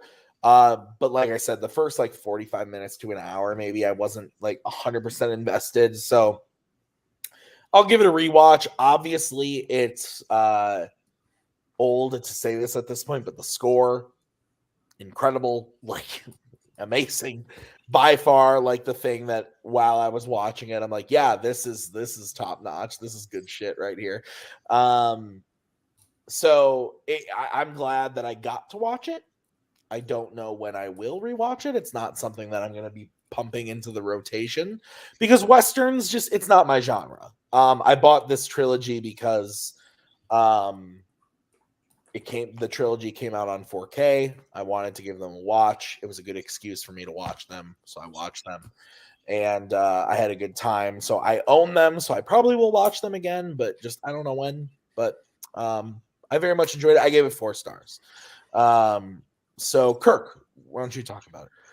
Yeah, it's a really solid movie. Something I like about this movie is just the feel of it. Stephen King named this as like one of his inspirations for the Dark Tower series, and that completely makes sense to me because even though there are no supernatural elements, like the fact that it takes place in America, but it's very obviously not America and not cast with Americans, I think that like anachronism gives it like an otherworldly feel, and just like the expansiveness and the big something feels like different about it. I don't know how to explain it, but it doesn't feel like it doesn't feel natural, I guess. And I really like that about it. And I just love the storyline of, the kind of like basically the two pieces of the map and having to work together. And the shifting power dynamics and how, they keep getting one up on another. And just I really like the Civil War stuff, how that plays in and how they kind of float through that and how like it's just this major thing happening behind them that like they don't care at all. Like they're just looking out for themselves, the way they fake their way through that. Like that scene where like they go and like there's all those dead bodies and they're like trying to get through it and an officer walks by. So they fake picking up a dead body. And then as soon as he leaves, they just drop it and keep going. Just little stuff like that. And yeah, obviously the ending, the shootout is great. Just everything at the end with Tuco is really cool. So yeah, I give this a really strong 3.5. Borderline 4, but 3.5 for me. But yeah, it's definitely worth. Even though it's long, it's definitely worth watching. Great, Marangoni. I absolutely love this movie. We've been talking about a lot of my favorite movies, and some of them is because I've been bringing them up. But this is like my 22nd favorite movie of all time. Like this is just like fantastic filmmaking. A film I feel confident saying is a masterpiece. One of my favorite moments out of the entire community, me winning the singles belt against Jeremy, the team's belt, and then one of my favorite moments ever is Cody Newberry saying that this movie is incredible, and because I made him watch it because of the top 100, and I won that week, that series, because of the good, the bad, the ugly. My opinion, my taste in film is very different to Cody, but that was like a shining moment where I'm like, Cody watched this movie and he watched it and he thought it was a masterpiece, and I'm like, finally, I did something right for Cody's sake. So that makes me feel good. Like I was able to pick a good movie that a movie that I had recommended because of me that Cody watched and he loved. So that just feels really good. But yeah, this movie just has like everything that I want, like in an epic sort of Western to be. Like these 3 characters and sort of the journey of gold and corruption and greed, and then the shootout at the end, which I don't want to go too much into detail. Maybe in the top 100. But yeah, the score is incredible. You could honestly retitle this movie the Tuco Show.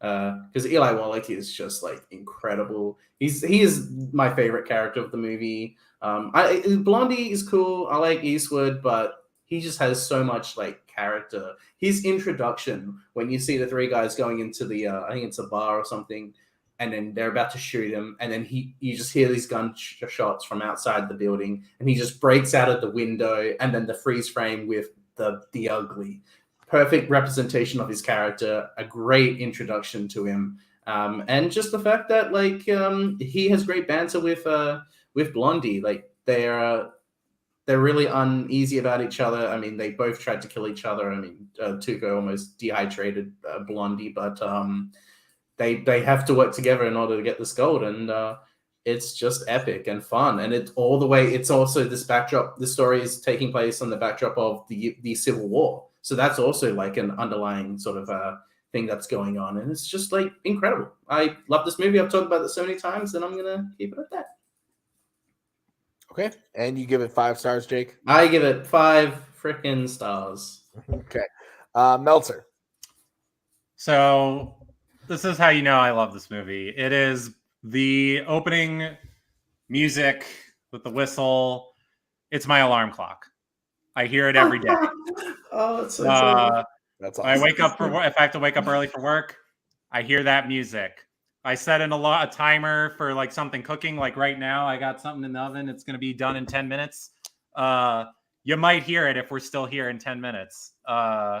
So yeah, this movie has left a big impression on me in my life. It's way up there in terms of best scores. Like that's the coldest take, but that opening and the ecstasy of gold at the end is just some of the best film music you'll ever hear in your life. And yeah, Sergio Leone just makes my kind of Western. Once Upon a Time in the West is actually my favorite of his. It's my favorite Western, but this is also really incredible for the reasons that everybody else said. Like one of the benefits of going last is like everybody else says what I would have said. Eli Wallach is great. They're all great. This end is great. I love the particular touch, like the very final moment when Tuco is like about to curse out Blondie, and right before you hear the curse word, the music kicks in. There's the freeze frame. Just perfect ending. Yeah, I would give this 4.5. It's a tiny bit too long, but yeah, it's just visually stunning. The score is incredible. All 3 actors are incredible. One of the best endings to any movie. Yeah, this movie's great. Okay. That was the last time we're going to talk about the good and the bad, the ugly. I'm going to go to the poll on Facebook right now. We are going to announce what the movie of the month is for October. The movie of the month for October will be, looks like Rope. Rope will be the movie of the month. So 1948's Rope is what we are going to talk about next month. And joke's on you guys. We haven't decided on the topics yet. Maybe I'm going to ask the people here what we should do next week. So tomorrow I will post a list of topics for October for people to comment on. But Rope will be the movie. So if you're watching and you want to get a head start, watch Rope. But we will have the October topics out tomorrow. I believe there's only 4 Tuesdays. Yep. So we'll have 4 weeks to talk about Rope and go through. We'll probably have some sort of a spooky season move or topic for the month. But we're getting towards the end of the year, guys. We got October and November, so only 2 more movies of the month because we take December off. So we're winding down on Logged It, which is great. And I wanna point something out here. Kirk, Jake. I want to thank you for being on this episode. This is now the longest. It is. This is the longest episode of Logged In. I've done it again. Every time I come on, it's insanity because there's just we're down all of us here. But honestly, I say this every time because the first time it happened was Summer Blockbusters. Then it was I want to say directors working today, yeah. And then best actors, actresses. So Marangoni's been on 2 of them. Meltzer, you've been on 2 of them now. And Kirk, you've been on like 3 of those. And I think. And I've been on 3 because I was on some of Blockbusters as well. Yeah. Okay, so yeah, you've been on 3 then, yeah.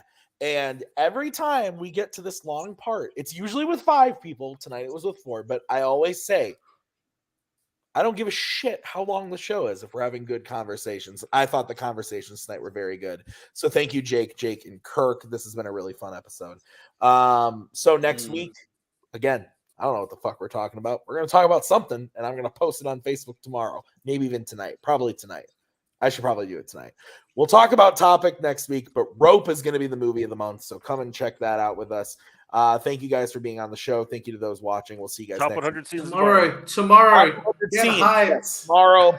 That is a good point to plug. Top 100 scenes tomorrow starts with YLS for the next 10 weeks. And then check out the new episode. The first episode of the Roundtable, which aired yesterday, is a pre-recorded vid. It's on the YouTube channel. Go check it out. That's going to be a monthly show. So you'll see the next episode in about a month. And so, yeah, we'll see you guys real soon. Lots of good stuff. Until next time. Bye. In case I don't see ya. Good afternoon, good evening, good evening.